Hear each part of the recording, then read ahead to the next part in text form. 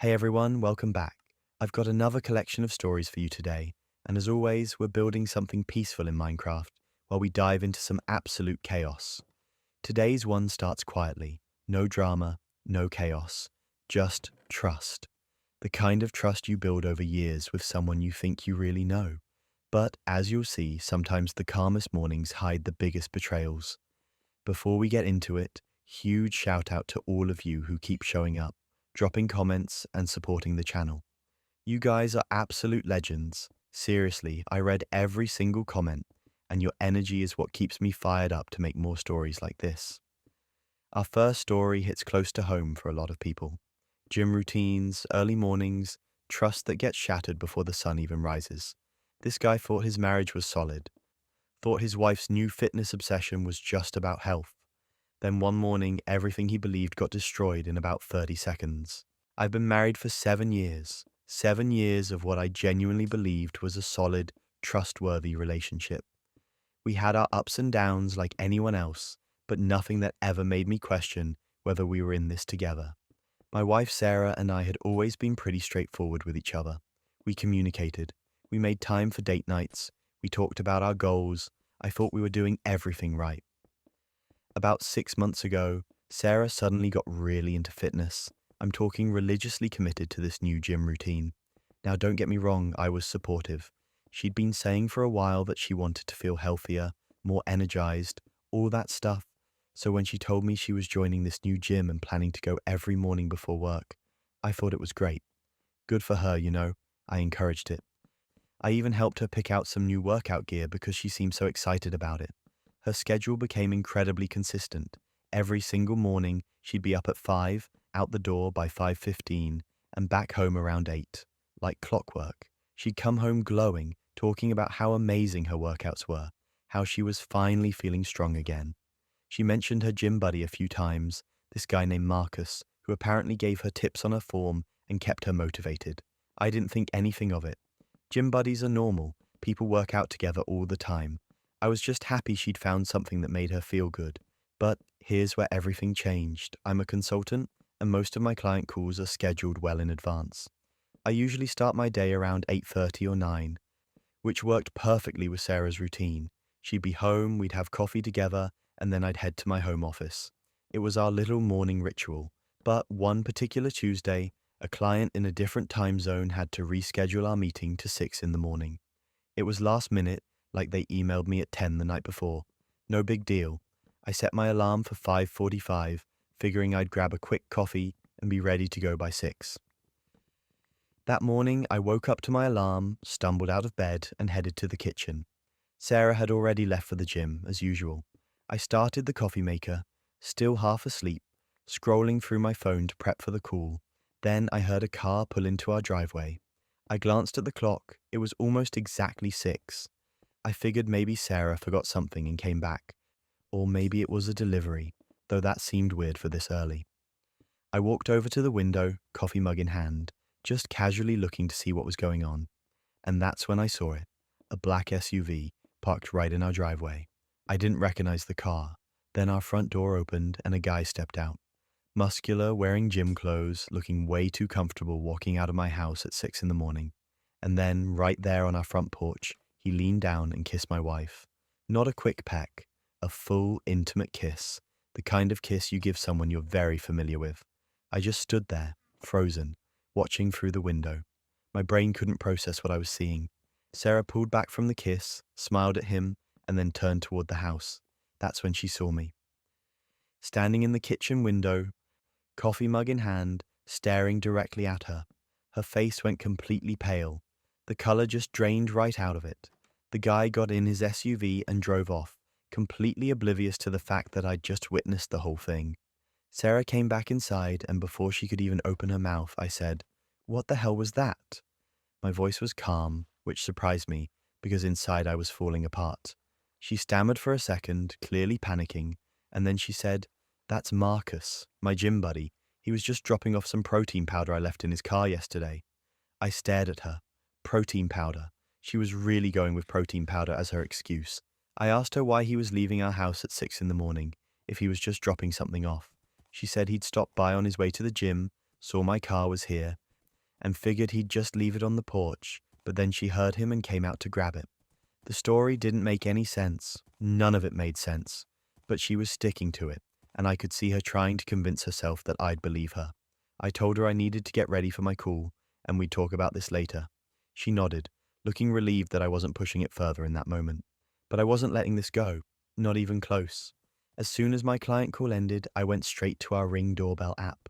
We'd installed it about a year ago for security, and it records every time someone approaches the front door. I started scrolling back through the footage, and what I found made my stomach turn. This wasn't a one-time thing. Marcus had been showing up at our house at 5:30 in the morning, almost every single day, for the past 3 months. He'd arrive, go inside, and leave exactly 2 hours later, every single time. Sarah wasn't going to the gym. She was having him come over while I was still asleep. That's when everything unraveled. I sat there, watching clip after clip of this guy walking into my house, kissing my wife on the porch, and then leaving a couple hours later. The routine was so established, so comfortable, that it was clear this had been going on for a while. They had a system. They knew exactly how much time they had before I'd wake up. And every morning I'd been completely clueless, sleeping soundly while this was happening right under my roof. I saved every single video. I backed them up to my cloud, emailed them to myself, and made sure I had copies everywhere. Then I started packing. I didn't even confront Sarah right away. I just quietly went into our bedroom, grabbed a suitcase, and started throwing my clothes into it. She walked in and saw me packing, and that's when the panic really set in. She asked what I was doing, and I told her I was leaving. She started crying, begging me to let her explain, saying it wasn't what I thought. I pulled out my phone, opened the Ring app, and played one of the videos for her. Her face went from panic to complete defeat. She tried to say it was a mistake, that it didn't mean anything, that she still loved me. I asked her how long it had been going on, and she wouldn't answer. I asked her if she'd ever actually gone to the gym, and she admitted that she had, but only sometimes. Most mornings, Marcus would just come over. If you've made it this far into the chaos, you're as addicted to Reddit drama as I am. Make sure to subscribe and tell me where you are watching from in the comments below. Now, let's get back to how this all unraveled. I told her I was done. I wasn't interested in hearing excuses or apologies or whatever justification she thought would make this okay. I finished packing, grabbed my laptop and work stuff, and walked out. I stayed at a hotel that night, and the next morning I contacted a divorce attorney. I sent them the Ring videos, the timeline, everything. My lawyer told me this would make things pretty straightforward, especially since we didn't have kids. Sarah kept calling and texting, saying we needed to talk, that she'd made a terrible mistake, that she wanted to fix things. I didn't respond. I couldn't. Every time I thought about those videos, about how calculated and routine it all was, I felt sick. This wasn't a drunken mistake or a moment of weakness. This was planned. This was intentional. She'd been living a double life for months, and I'd been completely in the dark. The divorce process moved faster than I expected. Sarah didn't contest anything. I think she knew there was no point. I moved into my own place, blocked her on everything, and focused on rebuilding my life. It's been a few months now, and I'm doing okay. Some days are harder than others, but I'm not angry anymore. I'm just relieved I found out when I did, before we had kids or before I wasted any more years on someone who clearly didn't value our marriage. Looking back, I think the thing that bothers me most isn't even the cheating itself. It's how easy it was for her, how seamlessly she lied to my face every single morning, came home acting like everything was normal, and kept up the charade for months. That takes a level of deception I didn't think she was capable of. But I guess you never really know someone until something like this happens. I worked as a marketing coordinator at a mid-sized firm for about 3 years. It wasn't my dream job or anything, but it paid decently, the team was solid, and I genuinely enjoyed the work. My boss, Derek, was one of those guys who thought he was way more charming than he actually was. You know the type. Always a little too loud, always needed to be the center of attention, always talking about his perfect family and his perfect life. He had photos of his wife and 2 kids all over his office, and he'd bring them up constantly in meetings. Real family man energy. Or at least that's what he wanted everyone to believe. One afternoon, I was in the break room grabbing coffee when Derek walked in, already on his phone. He didn't notice me at first because I was by the sink, kind of tucked in the corner. He was talking in that low, flirty voice that's impossible to mistake for anything professional. Lots of laughing, lots of, I can't wait to see you, that kind of thing. Then he said something like, she has no idea, don't worry. And my brain just stopped. I wasn't trying to eavesdrop, but the break room isn't exactly huge, and he wasn't exactly being subtle. He finally noticed me, and his whole demeanor shifted. He quickly wrapped up the call, gave me this tight smile, and walked out without saying a word. I stood there for a second, processing what I'd just heard, and then I just grabbed my coffee and went back to my desk. I wasn't planning to do anything with that information. It wasn't my business. But later that day, I was having lunch with my coworker, Amy, and we were just chatting about random office stuff. She mentioned something about Derek being in a weirdly good mood lately, and without really thinking about it, I said, yeah, well, he's probably got something going on. I overheard him on the phone earlier, and it definitely wasn't a work call. Amy raised an eyebrow and asked what I meant, and I told her about the break room conversation. I wasn't trying to start anything. It was just casual gossip between two coworkers during lunch. She kind of laughed it off, made some joke about Derek being a cliché, and that was it. Or at least, I thought that was it. 2 days later, I got an email from HR asking me to come in for a meeting. I had no idea what it was about. I assumed maybe it was a performance review or some paperwork thing. I walked into the HR office, and Derek was sitting there with this smug look on his face. My stomach dropped immediately. The HR director, Linda, was there too, and she had this very serious expression. She told me to sit down, and then she said, we've received a complaint that you've been spreading rumors about Derek and creating a hostile work environment. I just stared at her. Spreading rumors? I'd mentioned one overheard phone call to one person during a private lunch conversation. I tried to explain that, but Linda cut me off. She said that regardless of what I thought I heard, discussing a colleague's personal life in a way that could damage their reputation was unacceptable. Derek sat there, arms crossed, nodding along like he was the victim in all this. Linda told me they were terminating my employment effective immediately. I was stunned. I asked if I could at least provide my side of the story, and she said the decision was final. They escorted me out that afternoon. I had to pack up my desk while Derek watched from his office, looking completely unbothered. I felt humiliated. I kept replaying the whole thing in my head, trying to figure out how a casual lunch conversation had turned into me losing my job. Amy texted me later that day, apologizing. Apparently, she'd mentioned what I said to another coworker, who then went straight to Derek. So much for trust, but that wasn't even the worst part. 3 weeks later, I was still job hunting, still furious about the whole situation, when my phone started blowing up. Old coworkers were texting me, sending me screenshots, asking if I'd seen what happened. I had no idea what they were talking about until someone sent me a link to Instagram. There, posted for the entire world to see, were vacation photos of Derek and the company's new intern, a 23-year-old named Jessica. They were on a beach somewhere, clearly very cozy, very couple-like. She tagged him in every single photo with captions like "best weekend ever" and a bunch of heart emojis. I just sat there, staring at my phone, absolutely floored. This guy had gotten me fired for spreading rumors, and now his affair was plastered all over social media for everyone to see. The comments section was a disaster. People from the company, people who knew his wife, random strangers all weighing in. And then, apparently, his wife saw it, because within hours the posts were deleted. But by then, screenshots were everywhere. The company's board saw it too. I found out later that Derek's wife had contacted the firm directly, demanding answers. The whole thing became this massive scandal. Derek tried to do damage control, but there's really no coming back from your mistress posting vacation photos on Instagram and tagging you while your wife and your employer are watching. The board launched an internal investigation, and within 48 hours, Derek was fired. Not quietly either. They made an announcement about it, citing violation of company policy and conduct unbecoming of a leadership position. And here's where it gets absurd. A few days after Derek got canned, I got a phone call from Linda in HR. She was suddenly very friendly, very apologetic. She said the company had re-evaluated the circumstances of my termination and wanted to offer me my position back, along with back pay for the time I'd been gone and a raise as a gesture of goodwill. I almost laughed. A gesture of goodwill. They'd fired me for telling the truth, And now that the truth had gone public and blown up in their faces, they wanted to pretend like they'd made an oopsie and could just fix it with a raise.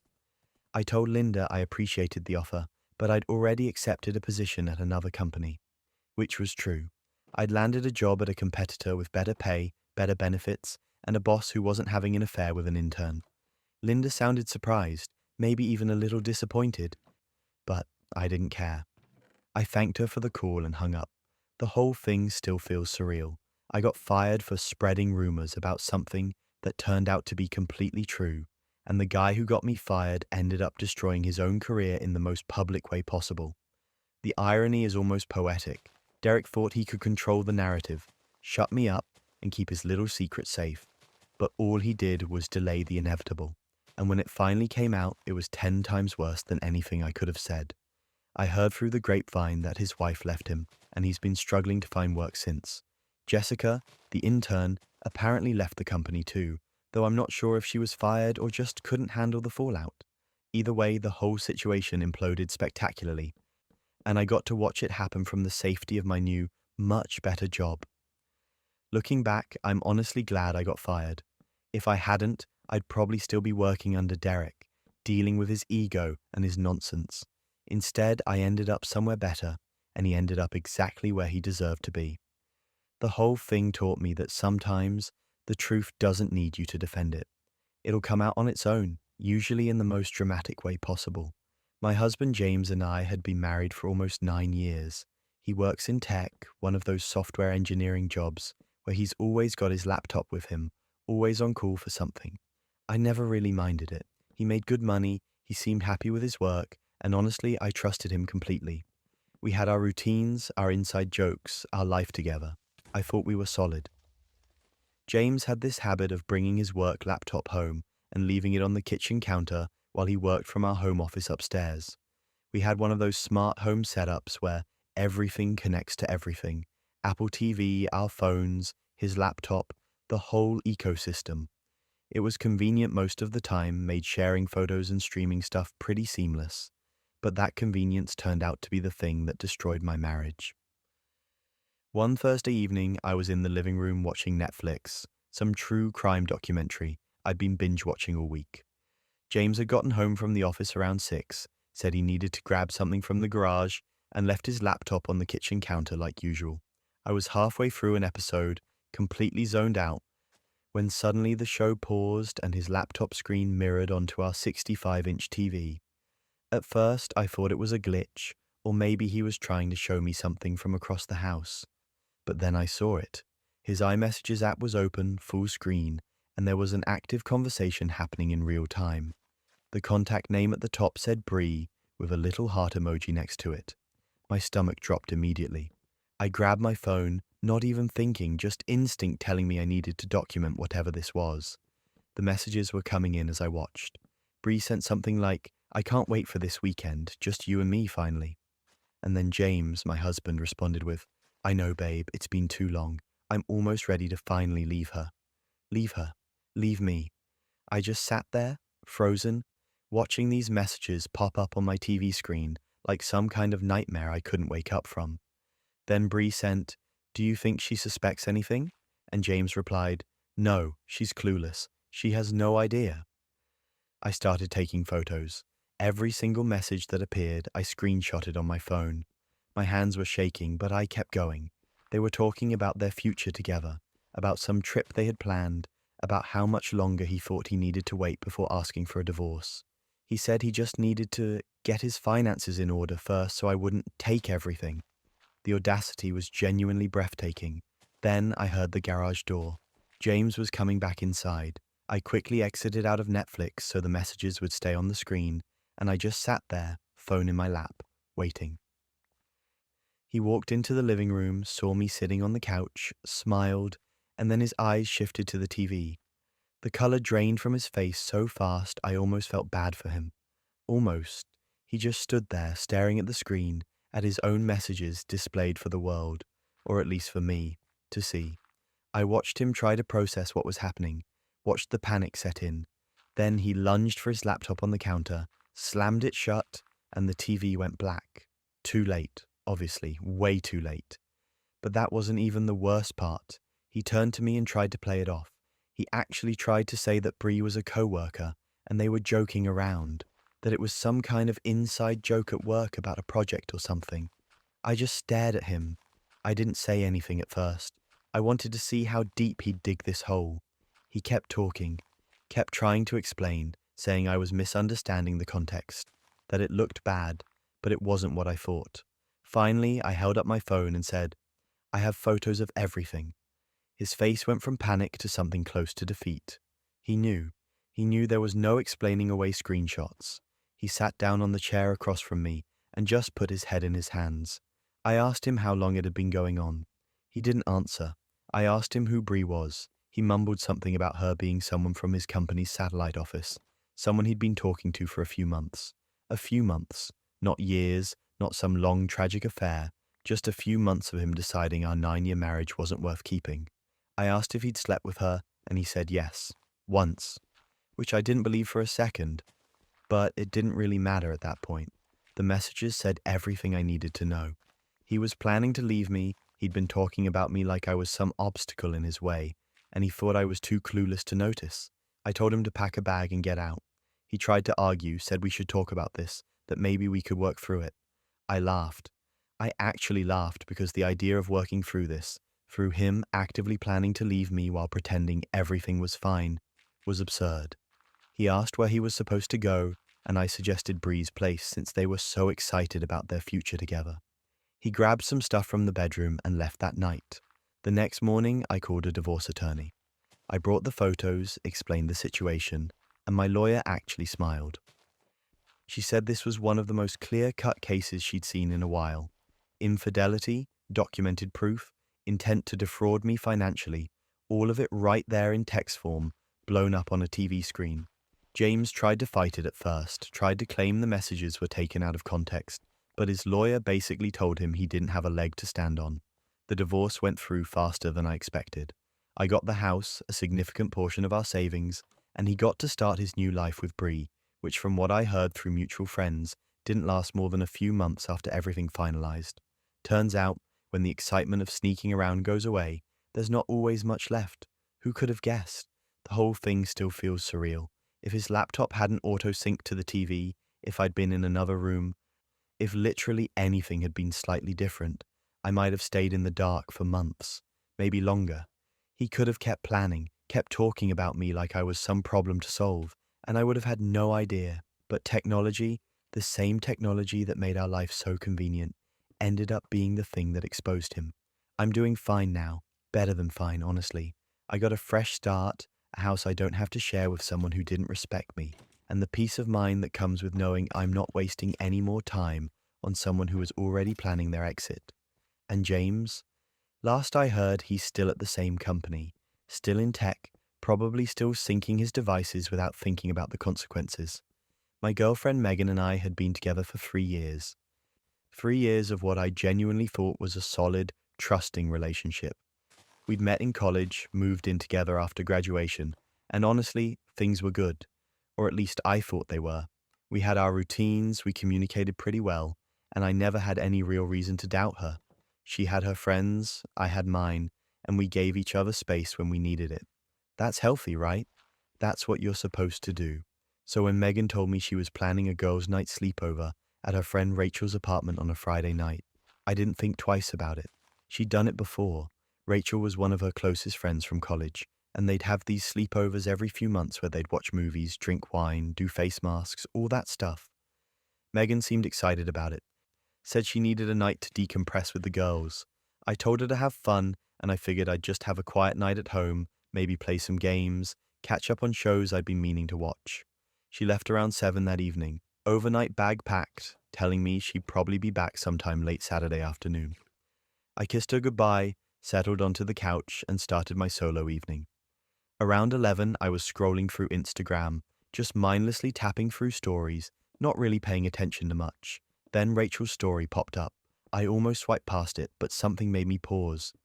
The video showed their apartment, music playing in the background, typical girls' night setup. Except as the camera panned around the room, I noticed there were clearly guys there. Not just one or two, like several guys, hanging out, drinking, talking. My brain did this weird stutter where I thought maybe I was seeing things wrong, but no. There were definitely men at this so-called girls' night sleepover. And then the camera panned a little further, and I saw Megan. She was on the couch, and she wasn't just sitting there chatting. She was making out with some guy, full on, hands in his hair, sitting on his lap making out, in the background of Rachel's Instagram story. Just out there for everyone to see. I just sat there, phone in hand, staring at the screen. My first thought was that maybe it wasn't her. Maybe it was someone who looked like her. But no, I'd recognize my girlfriend anywhere. Same hair, same outfit she'd left the house in, same laugh I could hear faintly in the background of the video. It was definitely her. I screenshot the story immediately. Then I went back and screenshot every single frame where she was visible. I didn't even know what I was going to do with them yet, but I needed proof. I needed to make sure I wasn't imagining this. Then I opened my messages, pulled up Megan's contact, attached the screenshots, and typed out one sentence. Interesting sleepover. I hit send and then just sat there, waiting. But that wasn't even the worst part.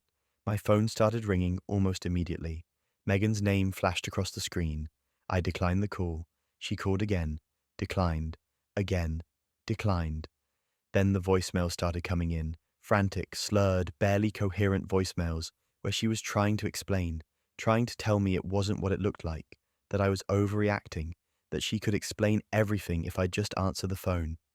I listened to the first few, and each one made me angrier. By the 10th voicemail, I'd heard enough. She kept saying it was just drunk fun, that it didn't mean anything, that she loved me, and I was being dramatic. Dramatic. I just watched my girlfriend of 3 years make out with another guy on Instagram, and I was being dramatic. I blocked her number, blocked her on every social media platform I could think of, and then I just sat there, in the silence of our apartment, trying to process what had just happened.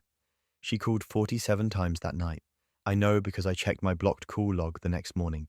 47 attempts to get through to me, and I ignored every single one. The next day I started moving her stuff out. I didn't want to be cruel about it, but I also wasn't about to sit around waiting for her to come home so we could have some big dramatic confrontation.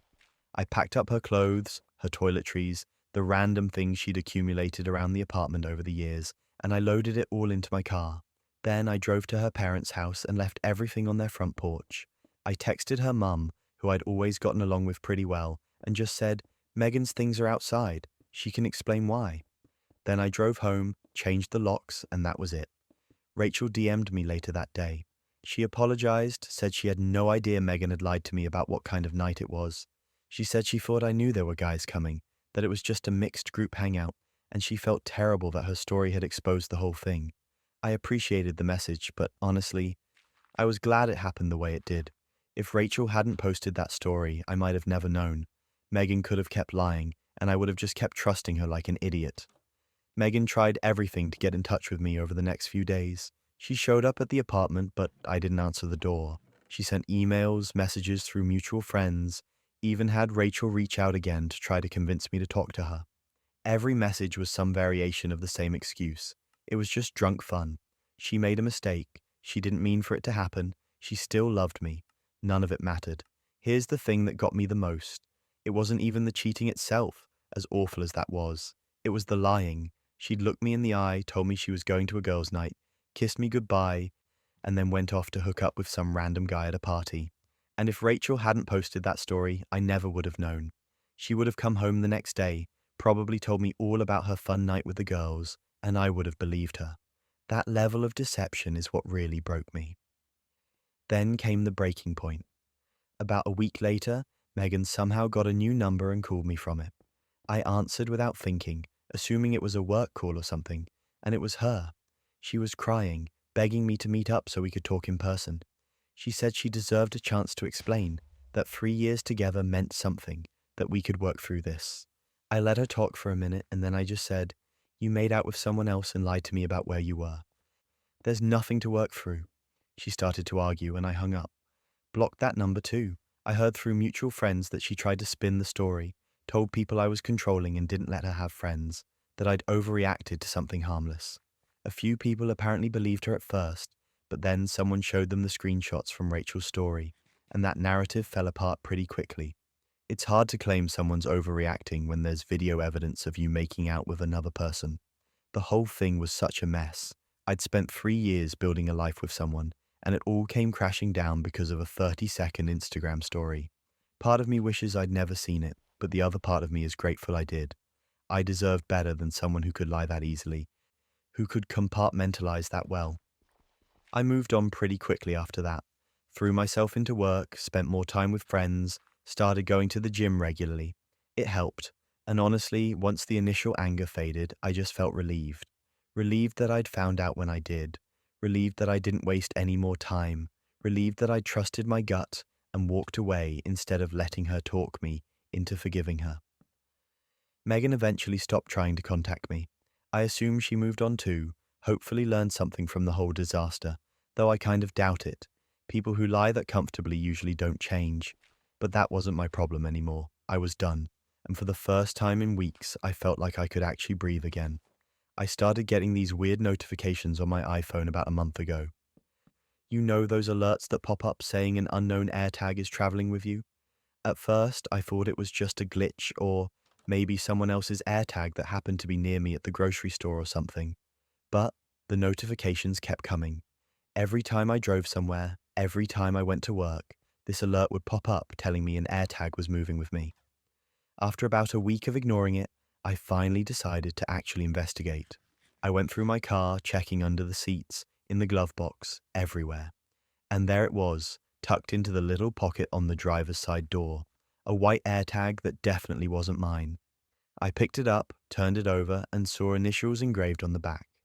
SM Sam Morgan, my partner. My first thought was that Sam had accidentally left it in my car and forgot about it. We'd been together for almost 3 years, living together for 2, and we borrowed each other's cars all the time. So I brought it up casually that evening. I held up the AirTag and said, "Hey, found this in my car. Is this yours?" Sam glanced at it and immediately said, "Oh yeah, I lost that thing weeks ago. I've been looking everywhere for it." Then they just took it from my hand, said thanks, and that was it. Something about the interaction felt off. The way Sam didn't seem surprised or curious about where I'd found it. Just this quick, dismissive response. And if they'd lost it weeks ago, why was it in my car giving me notifications for the past month? I couldn't shake the feeling that something wasn't right. So that night, after Sam went to bed, I did something I'm not exactly proud of. I grabbed Sam's iPad, which was logged into the same Apple ID, and opened the Find My app. The AirTag was still active, still pinging its location. But here's the thing, it wasn't at our apartment. It was showing up at an address across town, a place I'd never been to, never even heard Sam mention. I zoomed in on the map, memorized the address, and then checked the location history. This AirTag had been regularly pinging from that same address for months. Not occasionally, regularly, like someone was living there. Then came the breaking point. I couldn't sleep that night. I just kept staring at the ceiling, running through every possible explanation in my head. Maybe it was a friend's place Sam visited sometimes. Maybe it was a work thing. Maybe there was some perfectly reasonable explanation I wasn't thinking of. But the more I tried to rationalize it, the less sense it made. Why would Sam lie about losing the AirTag? Why wouldn't they just tell me if they were spending time at some other location? The next afternoon, I told work I had a dentist appointment and left early. I drove to the address from the Find My app. It was a small apartment complex on the east side of town. Nothing fancy, but not run down either. Just a regular building with a front desk and a buzzer system. I sat in my car for a few minutes, trying to decide what to do. Part of me wanted to just leave, pretend I'd never seen any of this, go home and forget about it. But I couldn't. I needed to know. I walked into the lobby and approached the front desk. There was a woman there, maybe in her 50s, doing a crossword puzzle. I asked her, trying to keep my voice steady, if someone named Sam Morgan lived in the building. She looked up, asked why I was asking, and I said I was a friend trying to surprise them. I showed her a photo on my phone. She smiled and said, "Oh yes, Unit 12B. They've been here about 8 months now. Really quiet tenant." 8 months. 8 months of living in an apartment I knew nothing about. I thanked her, walked back to my car, and just sat there trying to process what I'd just learned. My partner of 3 years had been maintaining a secret apartment for 8 months. Not a storage unit, not an office, a full apartment. I checked the time. It was almost 4 in the afternoon. I decided to wait. About an hour later, Sam's car pulled into the parking lot. I watched as they got out, grabbed grocery bags from the trunk, and walked toward the building. They had a different set of keys in their hand, not the ones they used for our place. They walked up to the second floor, stopped at a door marked 12B, unlocked it, and went inside. I got out of my car and walked around the side of the building where I could see the window to Unit 12B. And here's where it gets absurd. Through the window, I could see everything. A fully furnished living room with a couch I'd never seen before, a coffee table, a TV mounted on the wall.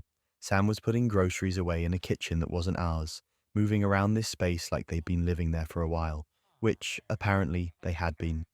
There were photos on the walls, decorations, plants. This wasn't some temporary crash pad or a place they were helping a friend set up. This was a whole separate life. I stood there for maybe 10 minutes, just watching, trying to make sense of it.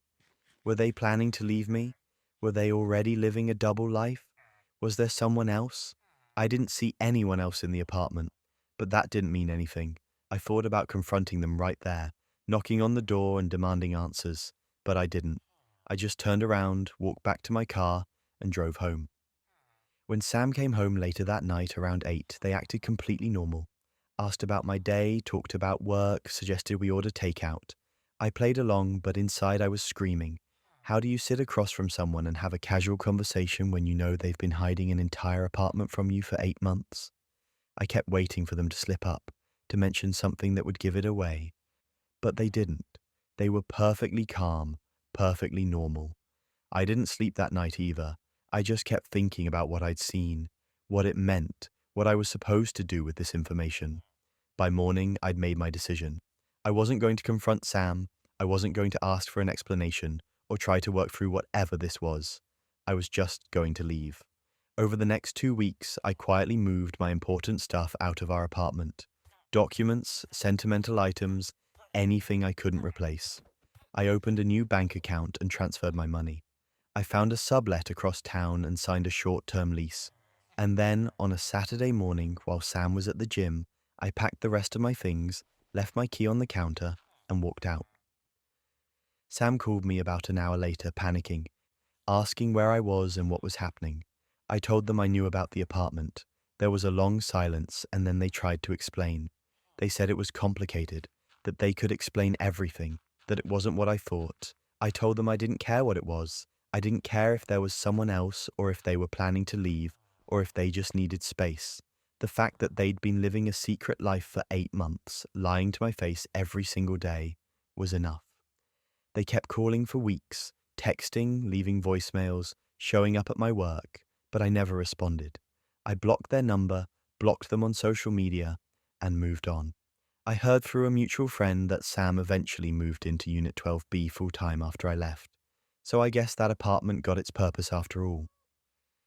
Looking back, I'm glad I found that AirTag.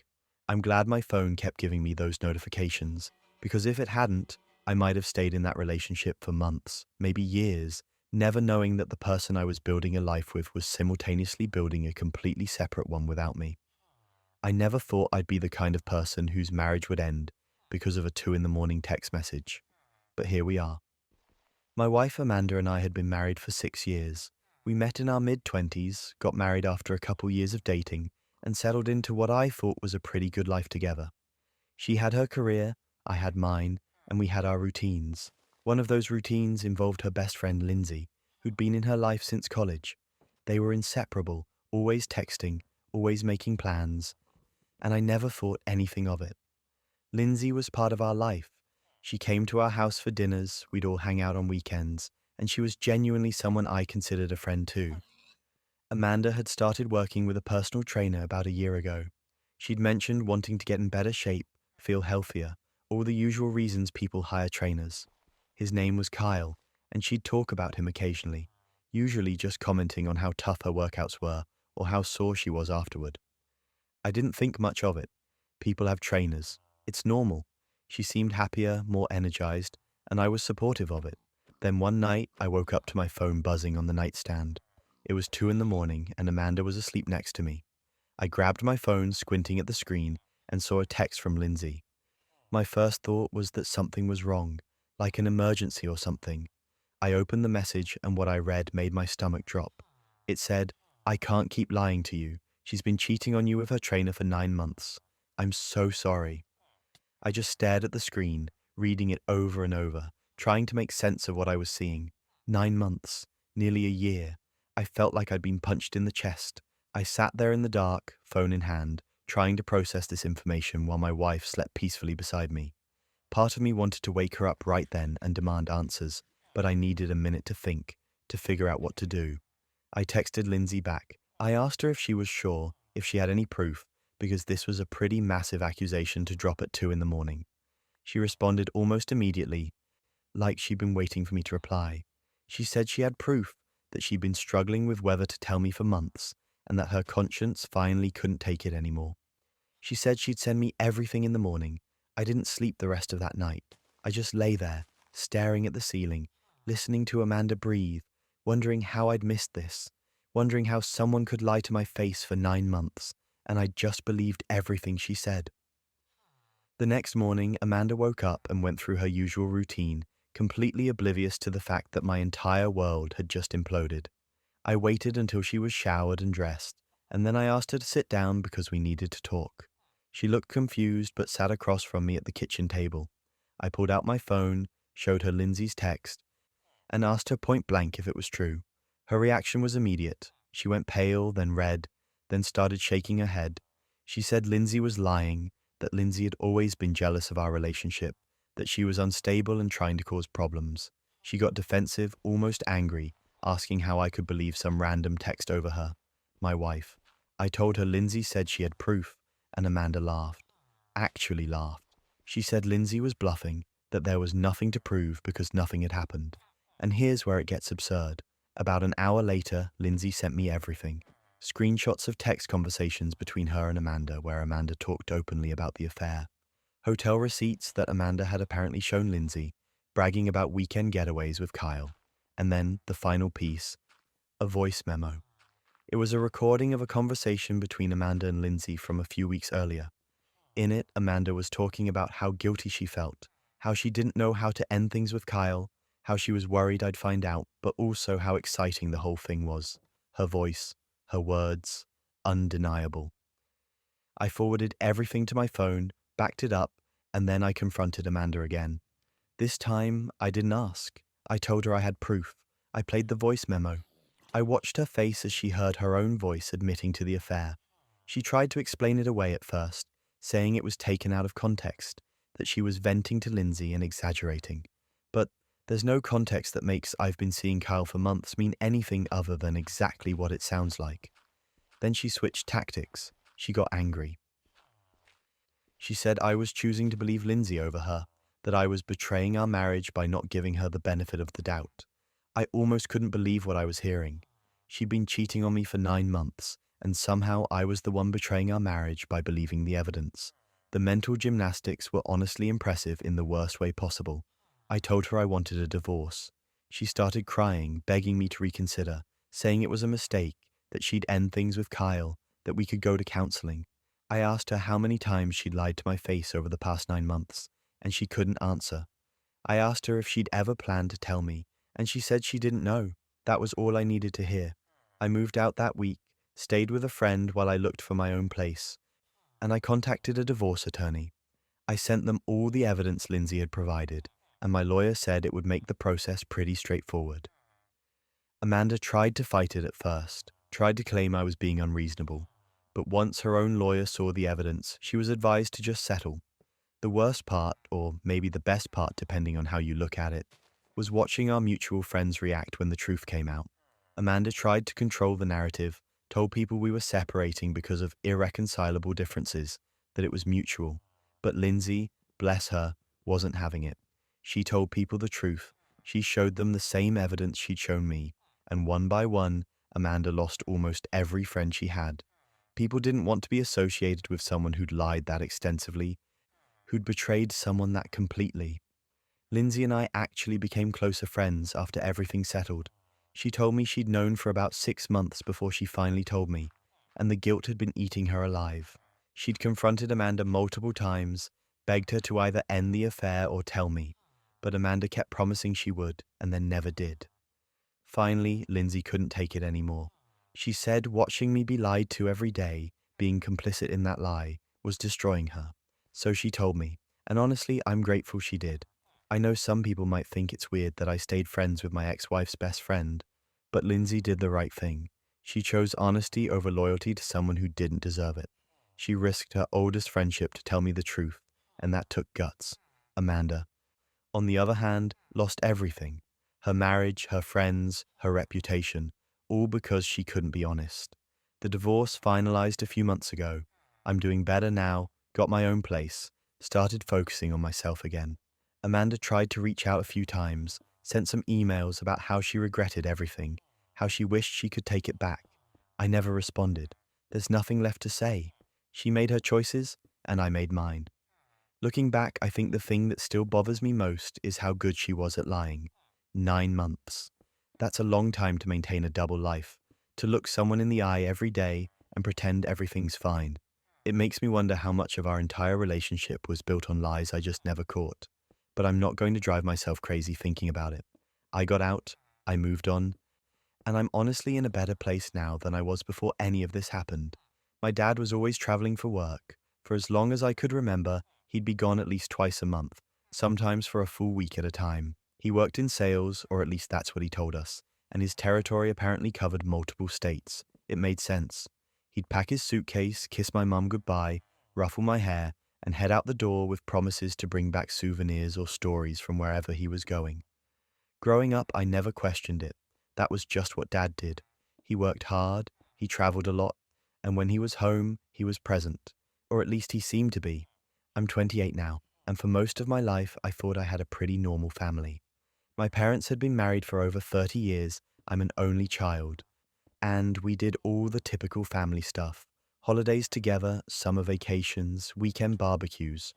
Sure, Dad was gone a lot, but when he was home, things felt stable.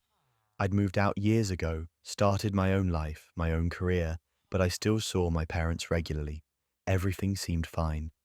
Then one day, completely out of nowhere, I got a Facebook message from someone I'd never heard of.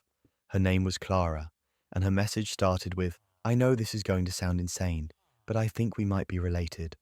My first thought was that this was some kind of scam, or maybe a case of mistaken identity. But I kept reading. She said she'd recently done one of those DNA ancestry tests, the kind you spit in a tube and mail off for fun, and my name had popped up as a close relative. She asked if I knew someone with my dad's name, and my stomach immediately dropped. I responded, asking her what she meant by close relative, and she said the DNA test indicated we were half siblings. I stared at that message for a solid 10 minutes, trying to process what I was reading. Half siblings? That didn't make sense. My dad didn't have any other kids. He'd always said I was his only child, that he and my mom had wanted more, but it just didn't happen. But Clara seemed genuinely confused and concerned, like she was trying to piece together a puzzle she didn't understand either. We started messaging back and forth, sharing information. She told me she was 24, lived 2 states away, and had grown up with a dad who traveled for work constantly. She said her mum and dad had been together for over 20 years, and she had a younger brother too. My brain was spinning. I asked her what her dad's name was, and when she told me, it matched. Same full name, same birthday, same everything. This wasn't a coincidence or a mix-up. This was real. Clara sent me photos, pictures of her dad, my dad, at birthday parties, at her high school graduation, holding her baby brother. It was him, definitely him. Same face, same smile, same mannerisms I'd grown up watching. Except in these photos, he was with a completely different family, a family I'd never known existed. What happened next? Nobody saw it coming. We started comparing notes, timelines, stories. Clara said her dad told them he worked in sales and traveled for business twice a month, sometimes for a week at a time. The exact same story he'd told us. We pulled out calendars, old family photos, anything we could find with dates. When he told my mum he was on a business trip, he was actually with Clara's family. When he told Clara's mum he was traveling, he was with us. He'd been splitting his time perfectly, living 2 completely separate lives in 2 different states for 22 years. 22 years. That's not a mistake or a brief affair that spiraled out of control. That's a deliberate, meticulously planned double life. He had 2 wives, 3 kids, 2 houses, 2 entire existences, and somehow he'd managed to keep them separate for over 2 decades. The level of deception required for something like that is almost incomprehensible. I didn't know what to do with this information. Part of me wanted to pretend I'd never gotten that message, to just block Clara and go back to my normal life, where my dad was just a hardworking guy who traveled a lot. But I couldn't. This was too big, too real, and I deserved answers. Clara deserved answers. Our mums deserved answers. Thanksgiving was coming up, and my dad was supposed to be home for the whole week. I decided that's when I'd confront him. I didn't tell my mum yet because I didn't want to blow up her world until I knew for sure, even though deep down I already knew the truth. Clara and I stayed in contact, supporting each other through what was honestly the most surreal few weeks of my life. Thanksgiving Day arrived and my dad showed up at the house like everything was normal. He brought wine, he helped set the table, he made jokes during dinner. I watched him the entire time, looking for cracks, for any sign that he was carrying the weight of this massive secret.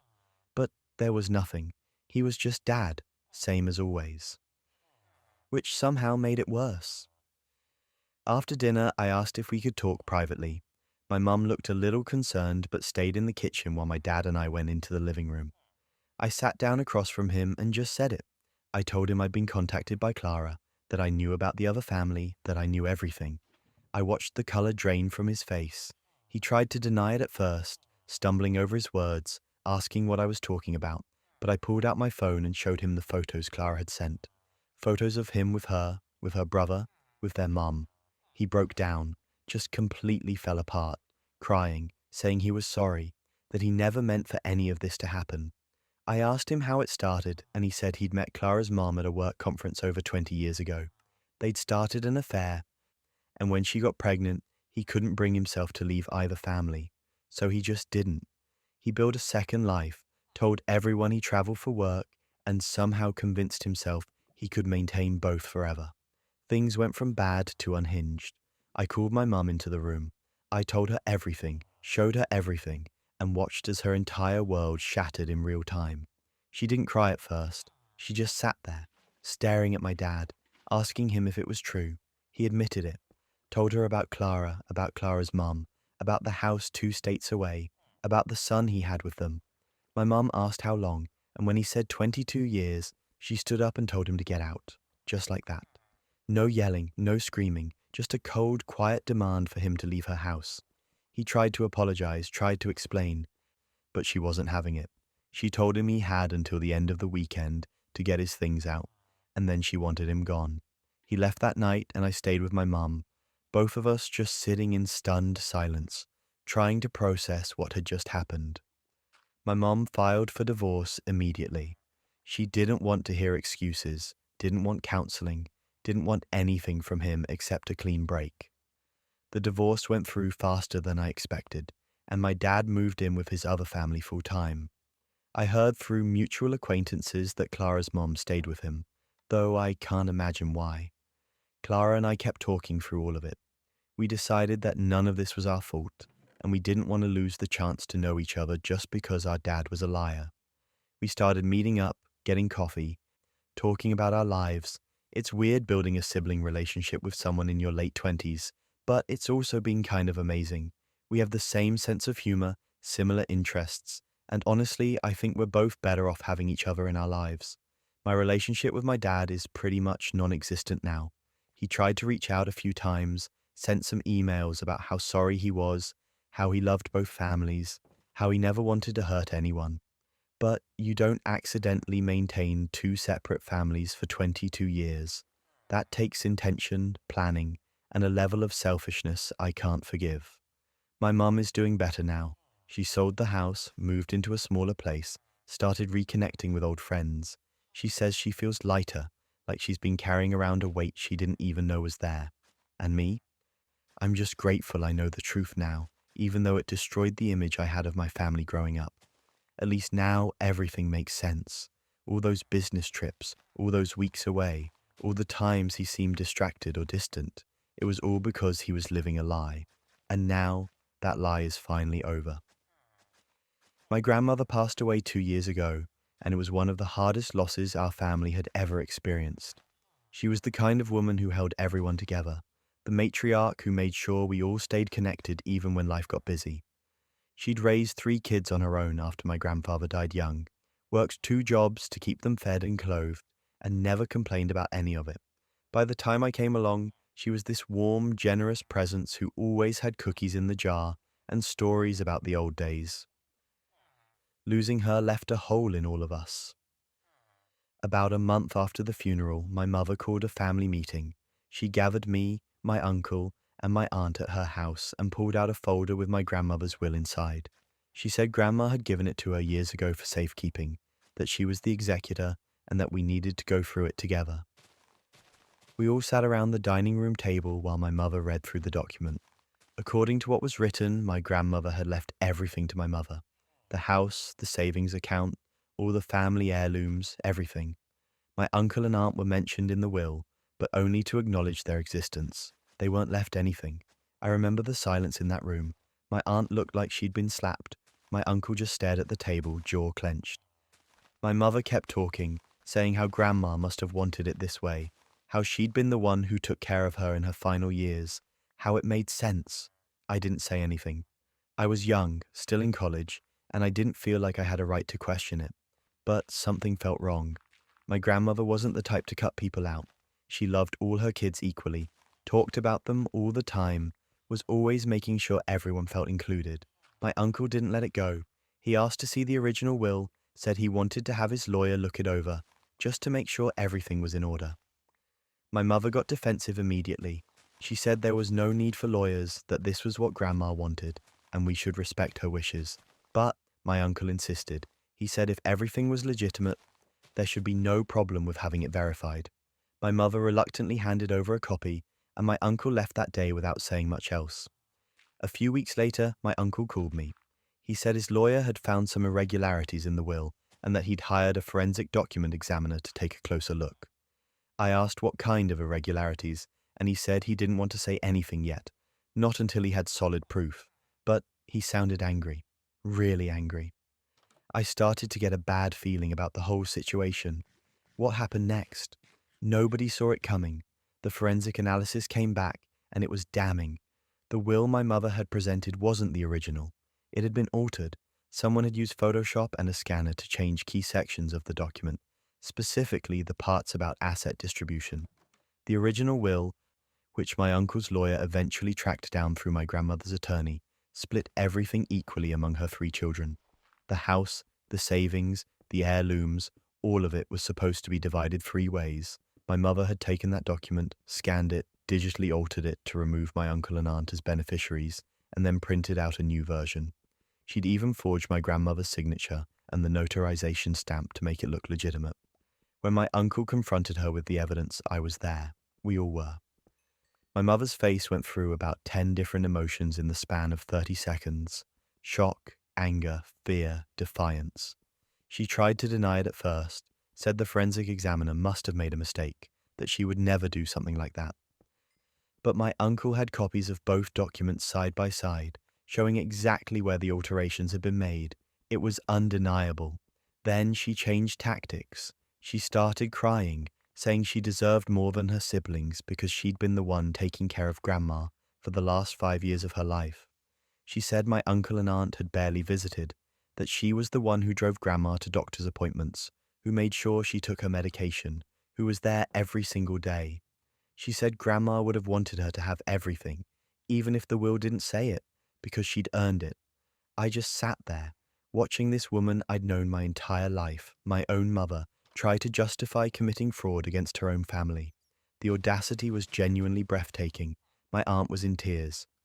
My uncle looked like he wanted to flip the table, and my mother just kept talking, kept trying to make herself the victim in a situation where she'd literally forged legal documents.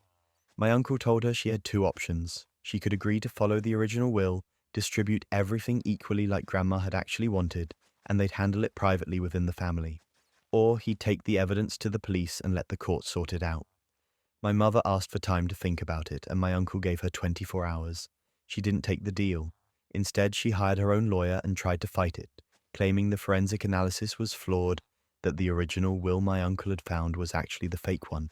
It was delusional. Her lawyer took one look at the evidence and basically told her she didn't have a case, but she pushed forward anyway. So my uncle did exactly what he said he would. He went to the police, filed a report, and handed over all the evidence.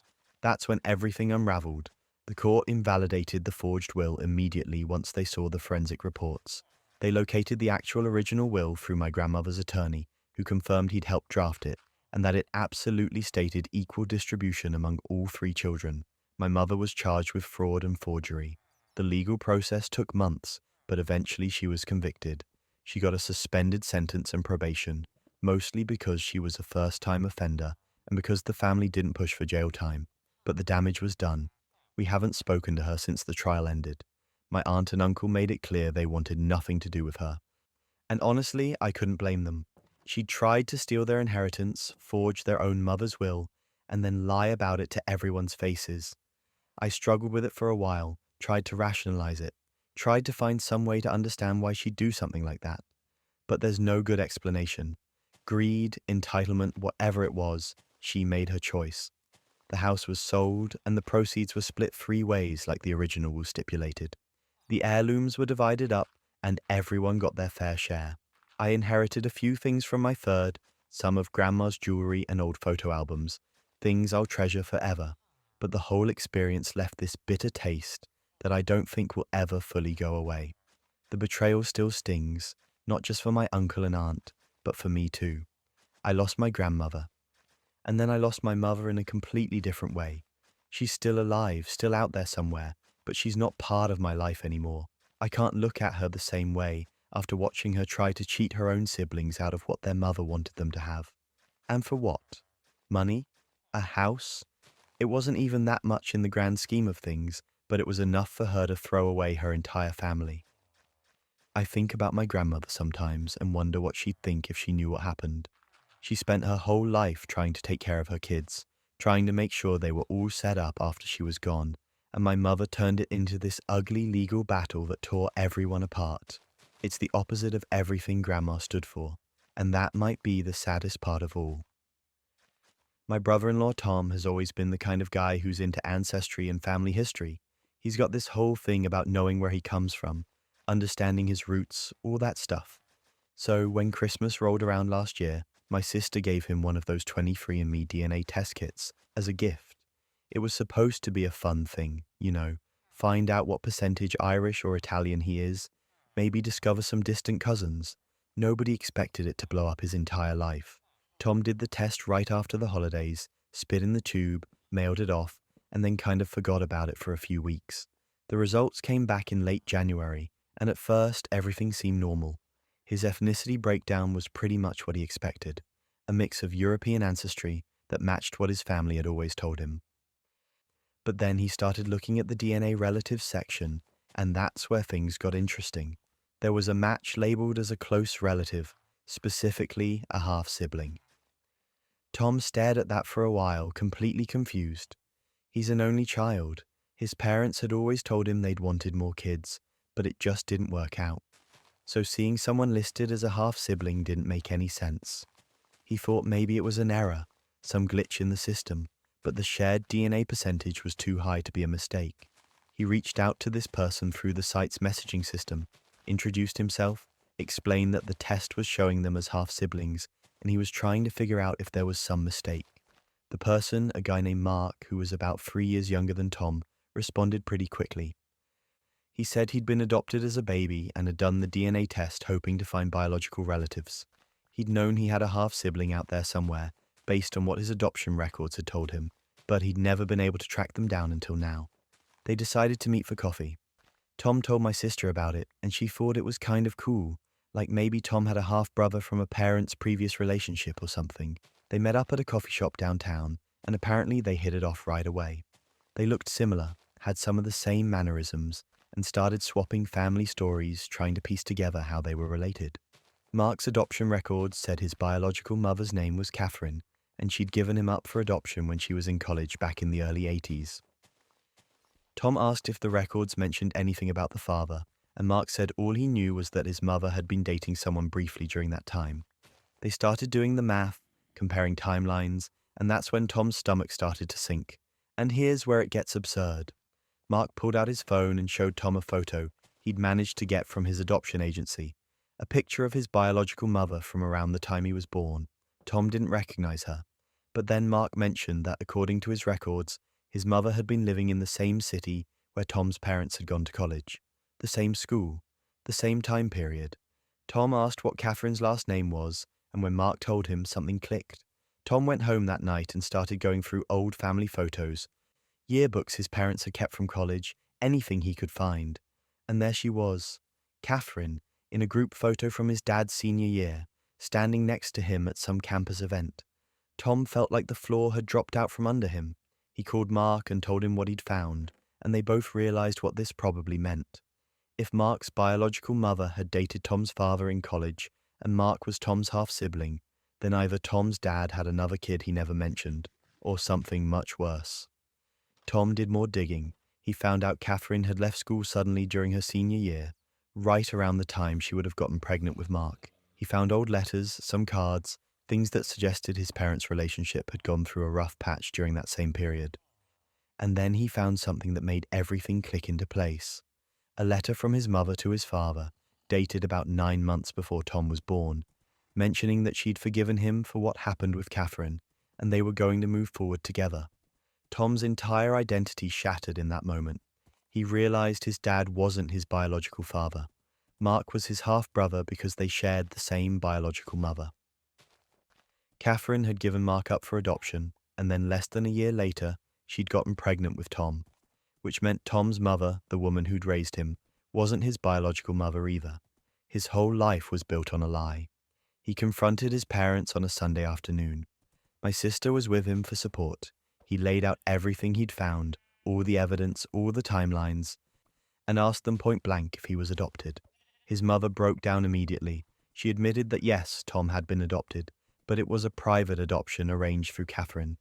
His legal father, the man who'd raised him, had gotten Catherine pregnant during a brief affair while he and Tom's mother were on a break in college.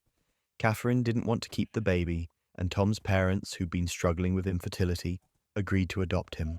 They'd kept it secret for 40 years because they wanted Tom to feel like their biological son, wanted him to have a normal life without the complication of knowing the truth. Tom asked if his father knew, and his dad said yes. He'd known from the beginning that Tom wasn't biologically his, but he'd chosen to raise him anyway because he loved him and wanted to be his father. It was supposed to be this touching moment, but Tom just felt betrayed.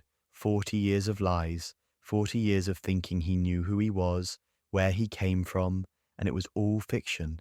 This is where patience finally snapped. Tom spiraled after that. He stopped talking to his parents for weeks, refused to return their calls, wouldn't see them. He started drinking more, became withdrawn, couldn't focus at work. My sister tried to be supportive, but it was putting a massive strain on their marriage.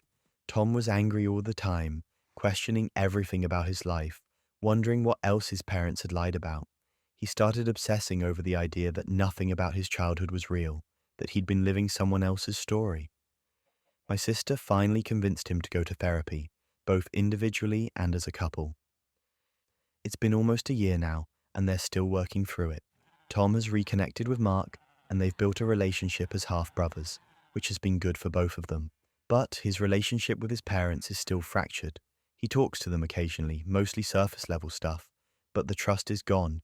He can't get past the fact that they lied to him for his entire life, that they robbed him of the chance to know his biological mother, to have a relationship with Mark growing up, to understand his own identity. My sister says some days are better than others. Tom has good weeks where he seems like his old self, and then something will trigger him and he'll spiral again. They're working on it, trying to rebuild what this revelation broke. But it's hard. This wasn't just a small family secret. This was Tom's entire foundation, and finding out it was built on lies has shaken everything. Catherine passed away years ago, so Tom never got the chance to meet his biological mother or ask her why she made the choices she did. That's been one of the hardest parts for him, knowing he'll never get those answers. All he has are the stories from his adoptive parents, and right now, he doesn't trust anything they say.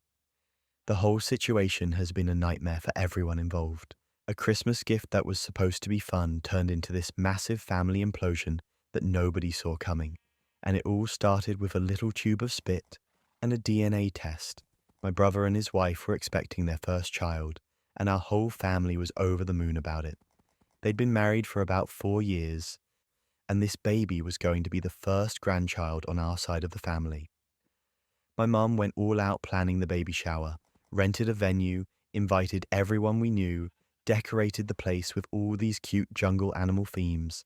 It was supposed to be this big celebration, 60 plus guests, catered food, games, the whole thing. The day of the shower was beautiful. Everyone showed up, brought gifts. There was this whole table stacked with presents wrapped in pastel colors. My sister-in-law looked so happy, glowing in her maternity dress. My brother standing next to her with his arm around her, smiling for all the photos people were taking. It felt like one of those perfect family moments you see in movies, everyone laughing and celebrating, and just genuinely excited for what was coming. We got to the gift opening portion of the shower, and my sister-in-law was unwrapping onesies and baby blankets, holding them up for everyone to see while people took pictures. My brother was sitting next to her, reading the cards, making jokes about some of the more ridiculous baby items people had gifted. Everything was going exactly as planned. And then the door to the venue opened. A woman walked in, and I didn't recognize her at first. She looked like she was in her late 20s, visibly pregnant, maybe 6 or 7 months along. She stood in the doorway for a second, scanning the room, and then she walked straight toward my brother and his wife. The room didn't go quiet immediately because most people didn't notice her yet, but I saw her coming, and something about her expression made my stomach drop. She stopped right in front of my brother, and that's when everyone started to notice. The conversations died down, people turned to look, and my brother's face went from confused to completely white in about 2 seconds. He clearly recognized her. My sister-in-law looked up from the gift she was holding, this cute little onesie with ducks on it, and just stared at this woman standing in front of them. The woman took a breath and then said, loud enough for everyone to hear, "Hi everyone, my name is Jessica. I'm sorry to interrupt, but I'm pregnant with his baby too." She pointed directly at my brother, "And he's been ignoring me for months." The room went dead silent. You could have heard a pin drop. My sister-in-law's hand went limp and the onesie fell onto her lap. She turned to look at my brother, and I've never seen anyone's face change that fast. Confusion, shock, hurt, anger, all of it happening at once. My brother just sat there, mouth open, not saying anything. Jessica kept talking. She said she and my brother had gone to college together, that they'd reconnected about 6 months ago when she was in town for work. She said they'd slept together once, that he'd told her he and his wife were going through a rough patch. She'd found out she was pregnant a few weeks later, reached out to him, and he'd ignored every single message. Blocked her number, blocked her on social media, completely ghosted her. She said she'd tried to be reasonable, tried to handle it privately, but he'd left her no choice. So she found out about the baby shower through mutual friends and decided this was the only way to make him take responsibility. But that wasn't even the worst part. My brother finally found his voice and stammered something about how it was a mistake, that it was one time during a rough patch in their marriage that he'd messed up, but he loved his wife and they were going to have a baby together. My sister-in-law stood up so fast her chair fell over backwards. She didn't yell, she didn't scream, she just looked at him and said, "We were going through a rough patch?" Her voice was shaking. "When exactly was that? Because I don't remember us having any problems 6 months ago." My brother tried to backtrack, said he didn't mean it like that he'd just made a terrible mistake and Jessica was exaggerating what he'd said. But Jessica pulled out her phone and started showing screenshots, messages from my brother from 6 months ago, texts where he was clearly flirting with her, saying things about how his marriage felt stale, how he missed feeling wanted. People near the front could see the phone screen. Someone gasped. Someone else started recording on their phone. My sister-in-law grabbed her purse and walked out, just left the venue without another word. My brother tried to follow her, but my dad stepped in front of him and told him to let her go. The guests just stood there, some of them filming, some of them whispering to each other, most of them looking absolutely horrified. My mom was crying. Jessica stood in the middle of it all, looking both vindicated and upset, like she hadn't fully thought through what would happen after her big reveal. The shower obviously ended right there. People started leaving, some of them trying to offer condolences to my mum or give awkward hugs, most of them just wanting to get out of there as fast as possible. Within an hour, the venue was empty except for our immediate family and all those unopened gifts still sitting on the table. My brother's marriage ended that day. My sister-in-law filed for divorce within the week. She moved back in with her parents and made it very clear she wanted nothing to do with my brother or our family. I tried to reach out to her a few times, sent some texts saying how sorry I was, that I was here if she needed anything, but she never responded. I don't blame her. Her baby shower, what was supposed to be one of the happiest days of her life, had turned into a public humiliation. Things went from bad to unhinged. The fallout split our entire family down the middle. My mom immediately sided with my brother, said he'd made a mistake, but he was still her son, and we needed to support him. My dad was furious, barely spoke to my brother for months. I was somewhere in the middle, disappointed and angry, but not sure how to navigate it all. Extended family took sides too. Some people thought Jessica was wrong for doing it so publicly, that she could have handled it differently. Others thought my brother deserved exactly what he got. Jessica had her baby about 3 months later, a boy. My brother established paternity and now pays child support, sees the kid every other weekend. My sister-in-law had her baby too, a girl, and my brother has custody rights, but everything goes through lawyers. He's not allowed at any family events on her side. The 2 kids, half-siblings, will grow up knowing their dad destroyed 2 families because he couldn't keep it together for one night. Holidays have been a nightmare ever since. We can't have normal family gatherings anymore because my sister-in-law understandably won't come if my brother is there, which means we don't get to see our niece unless we coordinate separate visits. My mom insists on having my brother at major holidays, which has caused massive fights with my dad. Last Thanksgiving, we ended up having 2 separate dinners because nobody could agree on who should be invited. The worst part is the videos. Multiple guests recorded Jessica's announcement and my sister-in-law walking out, and some of those videos ended up online. My brother became a minor viral story for a few weeks, the guy who got exposed at his own baby shower. He had to delete all his social media. He lost friends. His reputation in our community is completely destroyed. I think about that day a lot. How it started so perfectly. How happy everyone was. How quickly it all fell apart. One decision my brother made 6 months earlier. One lie he thought he could bury. And it destroyed everything. His marriage, his relationship with his first child, our family dynamics, all of it gone because he couldn't be honest. My brother tried to apologize to everyone, sent long messages about how sorry he was, how he knew he'd messed up, how he was going to therapy and working on himself. But apologies don't undo what happened. They don't give my sister-in-law back the baby shower she deserved. They don't erase the humiliation she felt in front of 60 people. And they don't fix the fact that 2 kids are now growing up in broken homes because their dad made a choice he can never take back. My parents divorced when I was 15. It wasn't a clean break or one of those amicable separations where everyone stays friends. It was messy, painful, and it tore our family apart. The reason? My dad had an affair with a woman named Rebecca Chen. She worked at his company, and apparently they'd been seeing each other for almost a year before my mum found out. I remember the screaming, the crying, my mum throwing his stuff out onto the front lawn. It was brutal. After the divorce, my dad married Rebecca pretty quickly, which only made things worse. My mum was devastated, angry, and understandably bitter about the whole thing. She threw herself into therapy, spent a lot of time with friends, and eventually started dating again. It took her a few years, but she seemed to be healing, moving forward with her life. She met this guy named Tom at a work conference, and they hit it off. He seemed nice enough, treated her well, and after about 2 years of dating, they got engaged. I was happy for her. Really, I was. She deserved to find someone after everything my dad had put her through. The engagement felt like a new chapter, a chance for her to finally leave all that pain behind and start fresh. She was excited about the wedding, spent months planning it, talking about venues and flowers and all the details that go into these things. When the invitations went out, I thought it was pretty mature that she'd decided to invite my dad.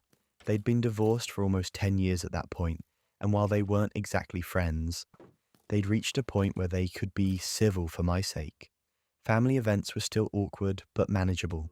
So when my mom told me she was sending my dad an invitation, I figured it was her way of showing she'd moved on, that she could be the bigger person. My dad called me about a week after he received the invitation. He sounded confused, maybe a little hurt, and asked if I knew anything about what my mum had done. I had no idea what he was talking about. He told me to come over, that he needed to show me something. When I got to his house, he handed me the invitation. It looked normal at first, elegant cardstock with my mum and Tom's names printed in fancy script, but then I saw the +1 line. Instead of leaving it blank or saying "Anne Guest," there was a name pre-filled in handwriting. Rebecca Chen. I just stared at it. My mom had specifically written Rebecca's name on my dad's invitation, not as a generic +1, but deliberately naming the woman who destroyed their marriage, the woman my mom had spent years hating and resenting. My dad asked me if this was my mum's idea of a joke, or if she was trying to make some kind of point. I didn't know what to say. I told him I'd talk to her and figure out what was going on. I called my mum that evening and asked her about the invitation. At first, she played dumb, asked what I meant. I told her I'd seen what she wrote on Dad's invitation, that she'd put Rebecca's name as his +1. There was a pause, and then she said, completely calm, that she'd done it intentionally. She said it was her way of making a statement about forgiveness and moving on, showing that she was mature enough to acknowledge Rebecca's existence and invite her to celebrate this new chapter. I couldn't believe what I was hearing.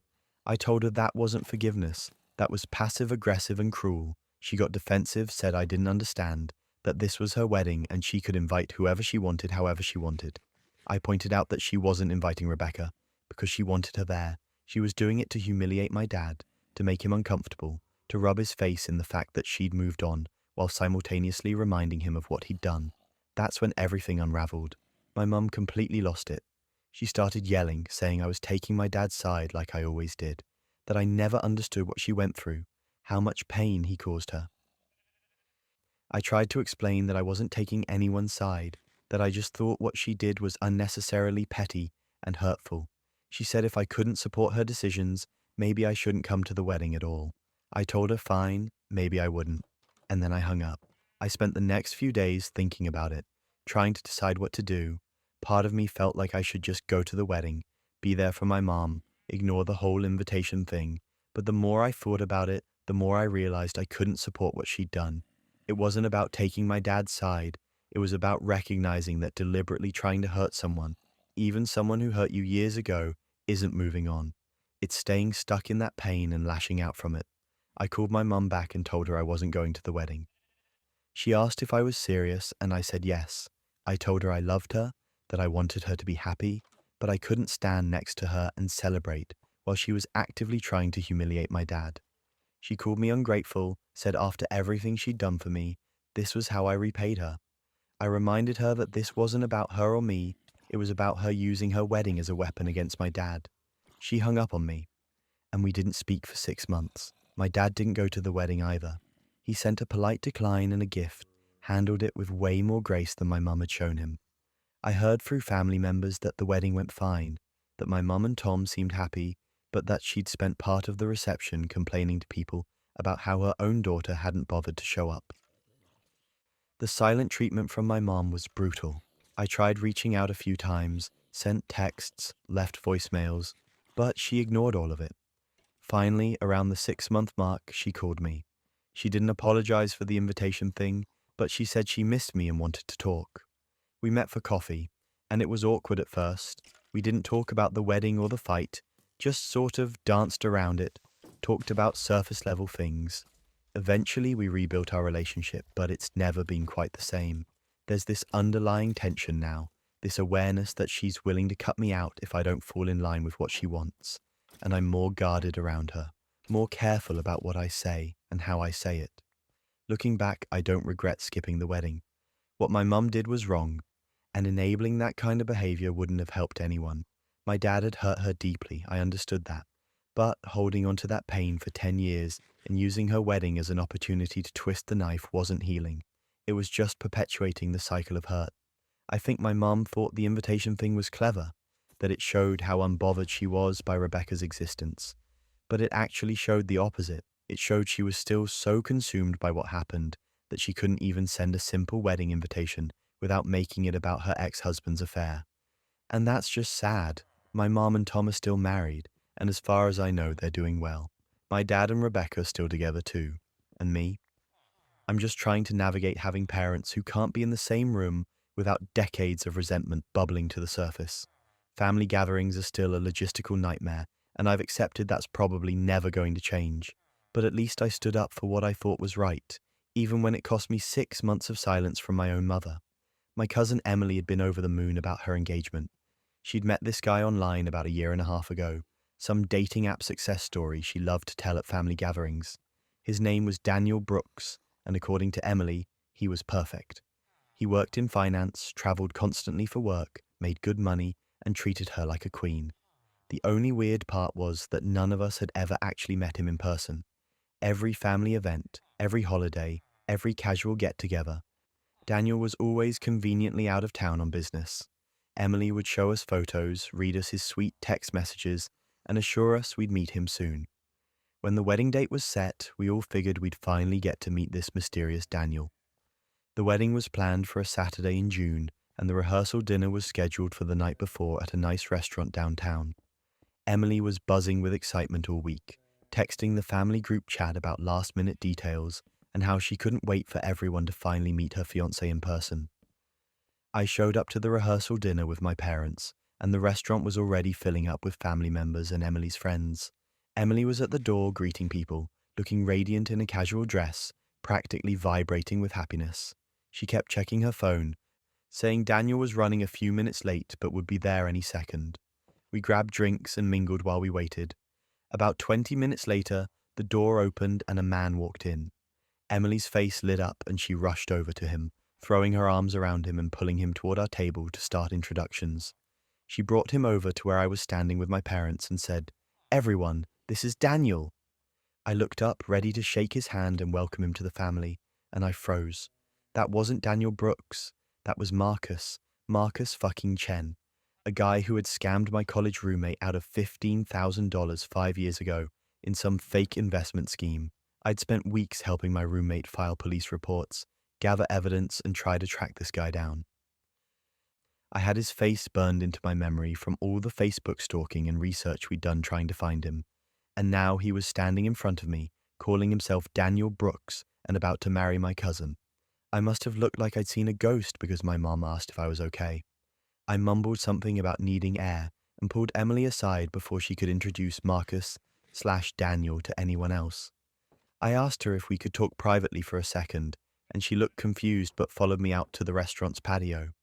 I asked her to show me a photo of Daniel's driver's license or any kind of ID. She got defensive, asked why I was being weird, said this was supposed to be a happy night. I told her I needed to see it, that it was important. She pulled out her phone and showed me a photo of a driver's license with the name Daniel Brooks, but the photo was definitely Marcus.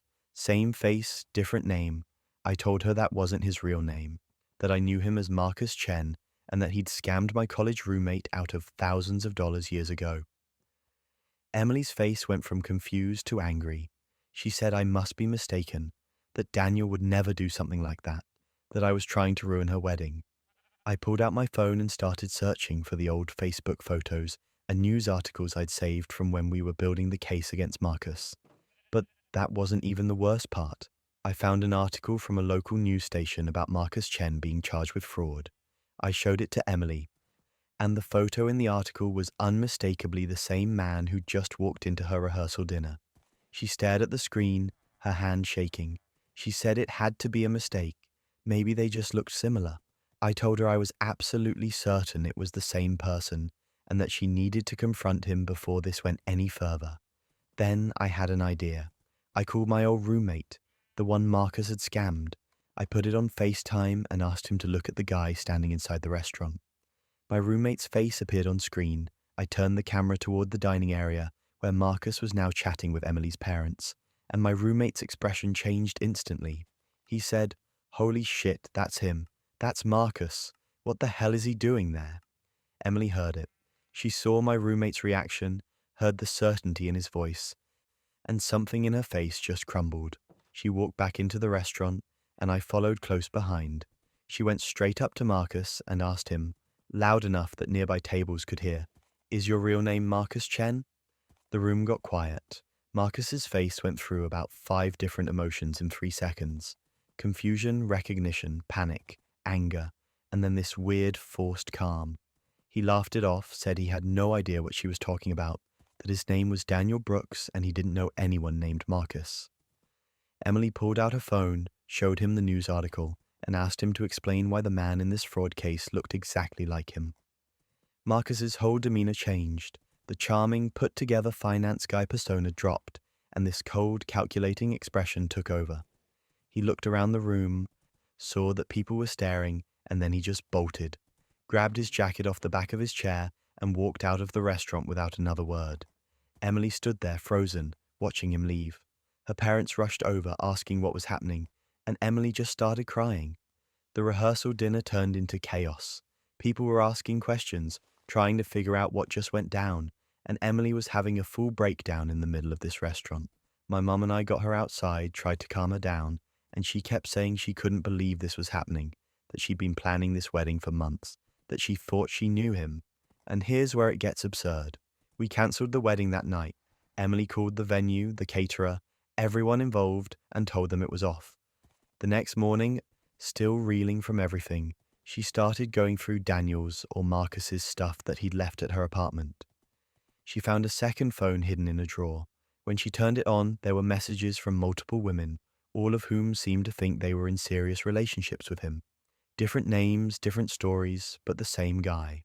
Emily contacted a few of them, and it turned out Marcus had been running the same con on at least 3 other women in different states. He'd gotten engaged to one woman in Ohio, another in Arizona, and was dating a 4th woman in California. All of them thought they were his only girlfriend. All of them had given him money at some point, either for business investments or to help with emergency expenses that never quite added up. Emily was devastated, but she was also furious. She gathered all the evidence she could find, contacted the women Marcus had scammed, and reached out to the police. She helped build a case with testimonies from all his victims, financial records, and the fake identities he'd been using. It took a few months, but they eventually tracked him down and arrested him. He's facing multiple fraud charges now, and last I heard, he's looking at serious prison time. Emily's doing better now. It took her a while to recover from the whole thing. The embarrassment of almost marrying a con artist, the betrayal of realizing the person she loved didn't even exist. But she's resilient. She went to therapy, leaned on family and friends, and eventually started dating again, though she's a lot more cautious now. The whole experience was surreal. If I hadn't been at that rehearsal dinner, if I hadn't recognized Marcus, Emily would have married him the next day. Who knows how long the con would have continued, or how much more damage he would have done. It's terrifying how close she came to legally tying herself to someone who was actively scamming multiple people across the country. Looking back, all the red flags were there. The constant traveling, never meeting family, the vague job description, the reluctance to share personal details. But when you're in love, or you think you're in love, it's easy to explain those things away. Emily trusted him, believed in the future they were building together, and he exploited that trust completely. I'm just glad we stopped it when we did, and I'm glad Emily had the strength to not only walk away, but to help make sure Marcus couldn't do this to anyone else. She turned one of the worst moments of her life into something that actually helped other people, and that takes guts. Our CEO had always been one of those overly enthusiastic corporate types. You know the kind. Every email ended with 3 exclamation points. Every meeting had some motivational quote about teamwork, and he was always talking about how we were all one big family. During a particularly tough quarter where the company was struggling with losses and everyone was working overtime just to keep things afloat, he decided what we really needed was an employee appreciation video to boost morale. The announcement came through email on a Monday morning. The CEO was going to personally record a message thanking everyone for their dedication and hard work, and it would be sent out company-wide by the end of the week. People were skeptical. A video message wasn't going to fix burnout or make up for the lack of raises, but whatever. It was a nice gesture, I guess. The video dropped on Friday afternoon, sent to everyone's inbox with the subject line, "A message of gratitude from leadership." I was at my desk finishing up some reports when the email came through. I opened it, clicked play, and there was our CEO sitting in what looked like his home office. Lots of bookshelves, a nice leather chair, a big window behind him showing trees and natural light. Very professional setup. He started talking about how grateful he was for everyone's resilience during these challenging times, how impressed he was with our collective effort, all the standard corporate speech stuff. I was only half paying attention, honestly. I had it playing in the background while I worked on something else. But then someone from my department slacked me and said, "Are you watching the CEO video? Look at the window reflection." I went back to the video and actually paid attention this time. Behind the CEO, in the window, there was a faint reflection of the room. At first, it just looked like shadows and light. Nothing unusual. But if you looked closely, you could see movement. Someone was walking around in the background. And that someone was definitely wearing a robe. A woman's robe.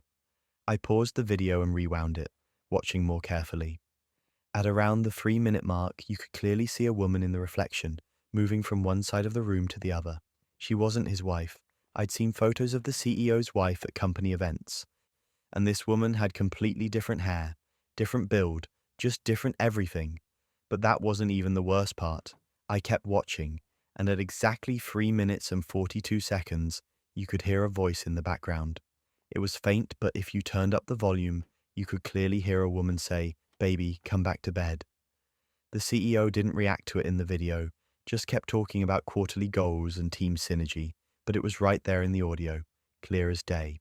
I immediately checked the company Slack, and it was blowing up. People were posting screenshots from the video, timestamps of the reflection, audio clips of the voice in the background. Someone had already downloaded the video and was sharing enhanced versions where they'd increased the brightness to make the reflection clearer. The IT team was in full panic mode, trying to pull the video down, but it was too late. Hundreds of employees had already seen it, downloaded it, and shared it. Within 2 hours, the video was removed from the company portal, and the email was recalled. But that doesn't really work when people have already saved copies. The damage was done. Everyone had seen it. Everyone knew what it meant. Our CEO had recorded his employee appreciation video with his mistress in the background, and then sent it to the entire company. The rumors started immediately. People were trying to figure out who the woman was. Some thought it might be someone from outside the company, but others were convinced it had to be someone internal, based on how comfortable she seemed in his home office. By Monday morning, someone had figured it out. The woman in the video was our VP of operations, a woman named Diane who'd been with the company for about 5 years. And here's where it gets absurd. People started going back through old company photos, events, meetings, looking for any evidence of the CEO and Diane being unusually close. And they found it. Photos from the company retreat, where they were standing next to each other in multiple shots. A video from a conference where they were caught having what looked like a very intimate conversation in the corner. Slack messages that, in hindsight, seemed way too friendly for a professional relationship. The company went into crisis mode. HR was doing damage control, sending out vague emails about respecting privacy and not spreading rumors. But it was too late for that. The video had already leaked outside the company. Employees were sharing it with friends, posting about it on anonymous job review sites, and someone even sent it to a local business reporter who'd been covering our company's financial struggles. By Wednesday, both the CEO and Diane were put on administrative leave pending an investigation. By Friday, they were both fired. The official statement said they'd been let go due to conduct unbecoming of their positions and violation of company ethics policies. Everyone knew what that meant. But the fallout didn't stop there. The CEO's wife found out, obviously. So did Diane's husband. Both filed for divorce almost immediately. The CEO's wife apparently hired a forensic accountant to go through their finances, and rumor has it she found evidence of lavish gifts, hotel stays, and trips that the CEO had been funding with their joint accounts. Diane's husband was apparently blindsided by the whole thing, had no idea the affair was happening until he saw the video that half the company had downloaded and shared. The company ended up settling multiple NDAs with employees to try to prevent further leaks. They offered severance packages to anyone willing to sign an agreement not to discuss the video or share it publicly. Some people took the deal, others didn't. The video still made its way around industry circles, and our company became kind of a joke for a while. the place where the CEO accidentally exposed his affair to the entire workforce via a morale-boosting video. Things went from bad to unhinged. The board brought in an interim CEO while they searched for a permanent replacement. Diane's position was filled within a month. The whole executive team was under scrutiny, and there were rumors of other inappropriate relationships that HR started investigating. The company culture, which was already pretty damaged from the tough quarter and overwork, completely fell apart. People stopped trusting leadership, morale tanked even further, and we had a wave of resignations over the next few months. I ended up leaving the company about 6 months after the video incident. The place never really recovered. Every meeting, every company announcement, there was this underlying cynicism and distrust. Nobody believed anything leadership said anymore. How could we? The CEO had literally sent us a video about appreciation and teamwork while his mistress was in the background, telling him to come back to bed. Looking back, it's almost impressive how thoroughly one video destroyed so many lives. The CEO lost his job, his marriage, and his reputation. Diane lost her job and her marriage. The company lost credibility and a bunch of talented employees who were tired of the drama. And all of it could have been avoided if the CEO had just checked his camera angle before hitting record. The whole thing taught me that no matter how polished someone seems, no matter how together they appear in their corporate headshot and their motivational emails, everyone's got mess in their personal life, and sometimes that mess gets caught on camera and sent to 300 employees. I'd been working under my manager Greg for about 2 years. He wasn't the worst boss I'd ever had, but he wasn't great either. He was one of those managers who took credit for the team's work in meetings, but never really acknowledged individual contributions. I tried not to let it bother me too much. I just focused on doing good work, building my portfolio, and hoping that eventually the right people would notice. I was consistently delivering high-quality projects. Data analysis reports that actually drove business decisions, client presentations that landed new contracts, process improvements that saved the company money. I put in the hours, stayed late when needed, and genuinely cared about the work I was producing. Greg would occasionally give me a pat on the back or a generic good job in passing, but that was about it. When the senior director position opened up in our department, I honestly thought about applying. I'd been doing director-level work for at least a year, and I had the results to prove it. But Greg pulled me aside one day and told me he was going for the position. Said he thought he had a really good shot at it. He didn't explicitly tell me not to apply, but the implication was clear. He was my manager, he had seniority, and it would be awkward if I went up against him. So I didn't apply. I told myself there would be other opportunities. Greg got the promotion. The announcement came through in an all-staff email, congratulating him on his new role as senior director. There was going to be a formal presentation where he'd share his vision for the department and showcase some of the achievements that had earned him the promotion. I was happy for him, or at least I tried to be.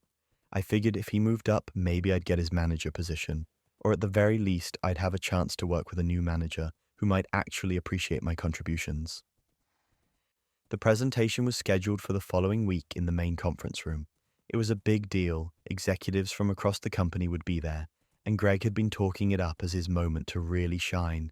I showed up with the rest of my team, grabbed a seat near the back, and waited for it to start. Greg walked to the front of the room, pulled up his slides, and started talking about his accomplishments over the past 2 years that had prepared him for this senior director role. And then I saw it. The first slide was a data analysis project I'd spent 3 months on last year. A comprehensive market analysis that had directly influenced our Q3 strategy. Except on the slide, my name was nowhere to be found. It just said market analysis and strategic recommendations, with Greg's name in the corner.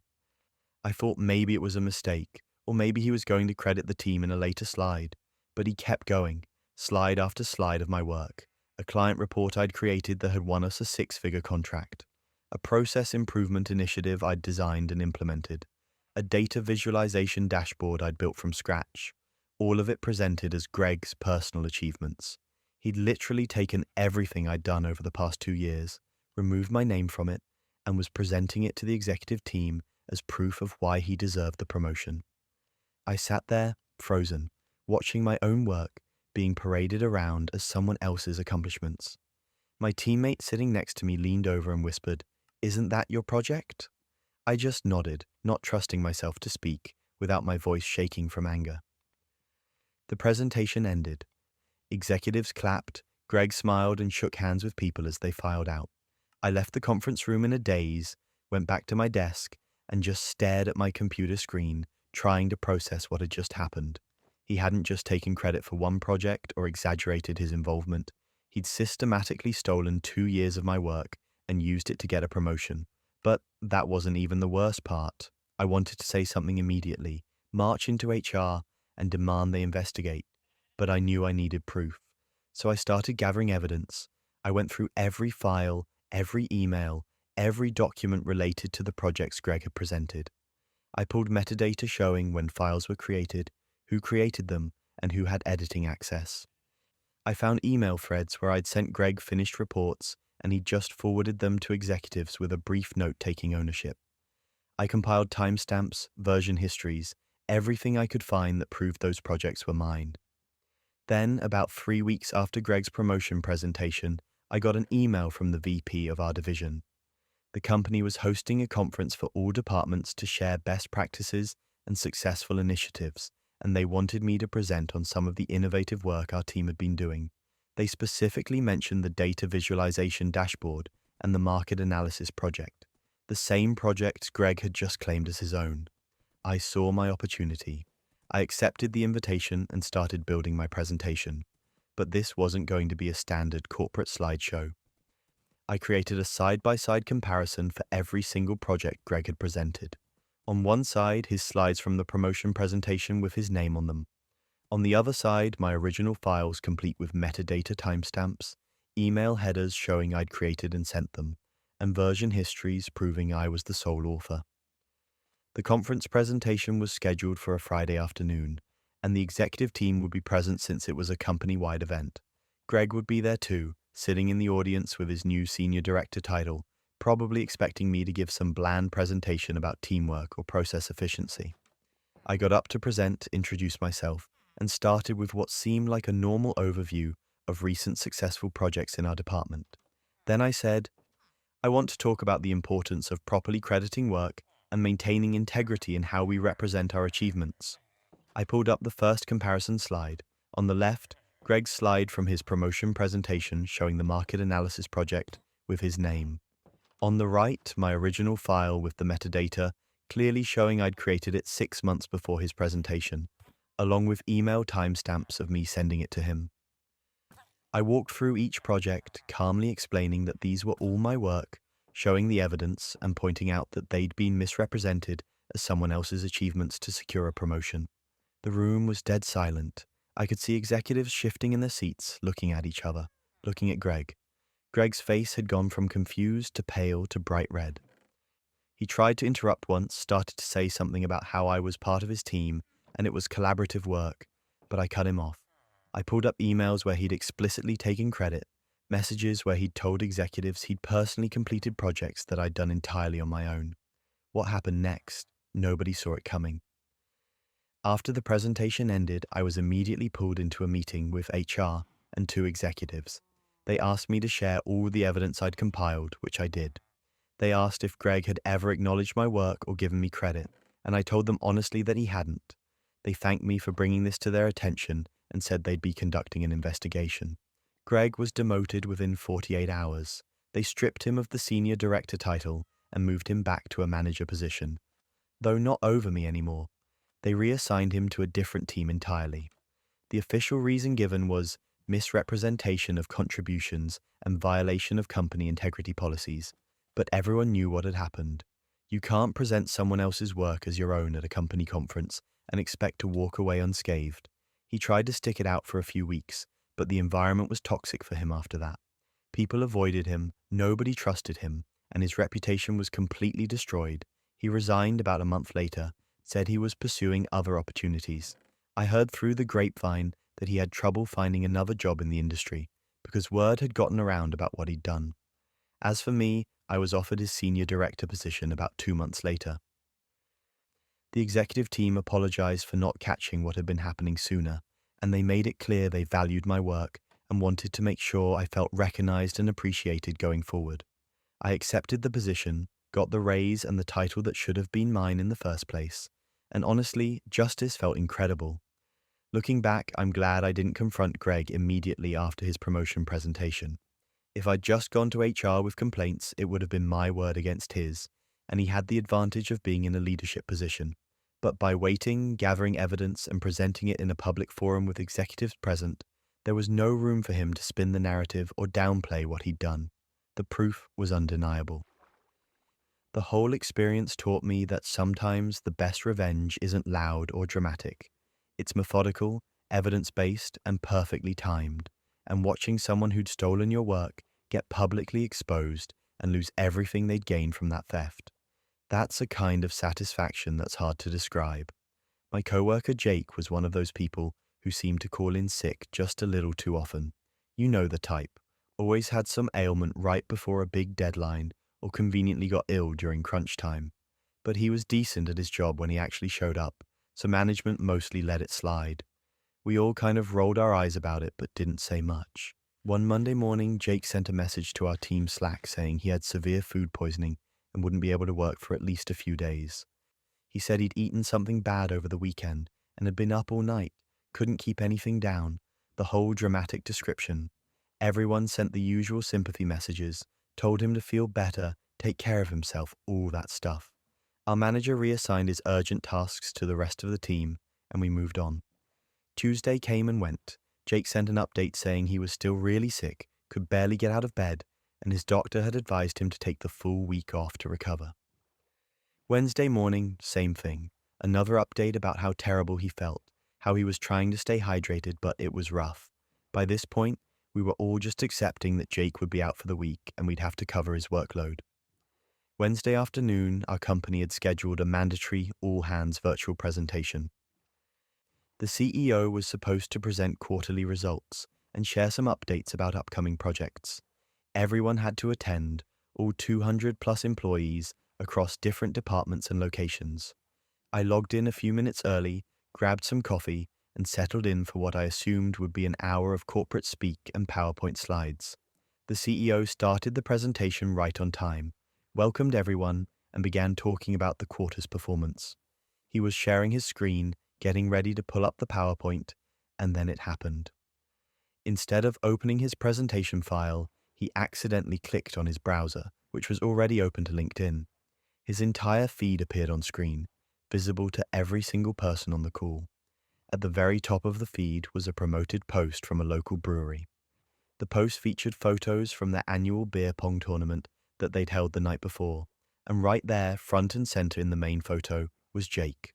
Very much alive, very much healthy, holding up a trophy, grinning like he'd just won the lottery. The caption said, "Congratulations to our champion Jake, who dominated the competition last night." The timestamp on the post showed it had been published just 2 hours earlier. The CEO froze. You could tell the exact moment he realized what was on screen, because he just stopped talking mid-sentence. There was this pause, this beautiful moment of silence where 200 people were staring at the same image of our supposedly deathly ill coworker celebrating a beer pong victory. Then the CEO said very calmly, "Well, that's interesting," and quickly switched to his PowerPoint. But the damage was done. The company Slack immediately exploded. Screenshots of Jake holding that trophy started flying through every channel. People were posting the brewery's Instagram story, which had even more photos of Jake throughout the night, clearly having the time of his life, definitely not suffering from severe food poisoning. Someone found a tagged photo showing Jake with a plate of loaded nachos and a beer, captioned, "Fueling up for the tournament." The timestamp on that post was from Tuesday evening, the same day he'd messaged us about being too sick to keep food down. And here's where it gets absurd. The presentation continued, but nobody was paying attention to quarterly results. Everyone was too busy watching the Slack channels blow up with screenshots and commentary. Our manager sent a private message to our team saying she'd be addressing the situation after the all-hands meeting. The CEO finished his presentation, probably aware that half the company wasn't listening anymore, and ended the call. Within minutes, Jake was being summoned to a meeting with HR and his direct manager. Except Jake was still supposedly too sick to work, so they called him instead. From what I heard later through the office gossip network, Jake tried to claim the photos were old, that the brewery had just posted them recently, but they were from a previous tournament. HR pulled up the brewery's social media, showed him the timestamp stories, the live updates from the event, and the fact that he was tagged in multiple posts from that specific night. Then he tried to say he'd felt better suddenly and thought getting out of the house would help his recovery. HR pointed out that if he was well enough to compete in an hours-long beer pong tournament and consume what appeared to be substantial amounts of food and alcohol, he was well enough to at least send an update saying he was feeling better and could potentially return to work. Jake was fired the next day. The official reason was violation of company sick leave policy and misrepresentation of his condition to avoid work responsibilities. But everyone knew the real reason was that he'd gotten caught in the most public, most ridiculous way possible. If the CEO hadn't accidentally pulled up LinkedIn during an all-hands meeting, Jake probably would have gotten away with it. But the universe decided to expose him to the entire company in one perfect moment of accidental comedy. The beer pong trophy photo became legendary within our company. People turned it into Slack emojis, referenced it in internal memes, and for months afterward, anytime someone called in sick, somebody would inevitably joke about checking local brewery social media just to be sure. It became this running gag that honestly made the whole situation even funnier in retrospect. The thing that got me about the whole situation was the audacity of it all. Jake didn't just take a sick day to go to a beer pong tournament. He took an entire week, sent detailed updates about how terrible he felt, and then publicly celebrated his victory on social media, where anyone could see it. The lack of awareness was genuinely impressive. Did he forget that social media exists? Did he not consider that someone from work might see the brewery's posts? Or did he just think he was untouchable? What happened next? Nobody saw it coming. After Jake was fired, our company actually updated their sick leave policy. They added specific language about social media activity during sick leave and the expectation that if you're too ill to work, you're too ill to participate in public events or competitions. They also implemented a verification process for extended sick leave that required doctor's notes after 3 consecutive days. Jake's beer pong adventure had literally changed company policy. The brewery, completely unaware of the drama they'd caused, continued promoting their tournament and even reached out to Jake about defending his title the following year. Someone from our company sent them a polite message explaining what had happened, and the brewery's social media person apparently found it hilarious. They posted a tongue-in-cheek update about checking with your employer before competing that got a bunch of engagement. Jake tried to find work at other companies in our industry, but word had gotten around. Our field is pretty small, and the story of the guy who got fired for fake food poisoning after winning a beer pong tournament became one of those cautionary tales that people shared at happy hours and networking events. Last I heard, he'd moved to a different city and was working in a completely different industry, probably trying to escape the reputation he'd built. Looking back, the whole thing could have been avoided so easily. If Jake had just wanted a week off, he could have used vacation days. If he'd really wanted to go to the beer pong tournament, he could have scheduled it properly or been honest about needing a mental health day. But instead, he chose to fake an illness, lie to his entire team, and then broadcast his deception on social media for the world to see. And the cherry on top was that it got exposed during a company-wide presentation in front of executives and 200 employees. The absolute legendary stupidity of it all is what makes it so memorable. This wasn't a complicated scam or an elaborate deception. It was just a guy who wanted to play beer pong, called in sick, and then forgot that the internet exists. And somehow, through a perfect storm of coincidence and the CEO's accidental LinkedIn mishap, it all came crashing down in the most public way imaginable. Sweet dreams, everyone, and remember, the truth always has a way of coming out, whether through a synced laptop, a stray AirTag, or a beer pong tournament posted on LinkedIn. Stay honest, stay kind, and maybe double check what's in the background before you hit send on anything. If you enjoyed these stories, drop a like, subscribe, and tell me in the comments which story shocked you the most. Until next time, sleep well and keep your secrets safer than these people did. Good night.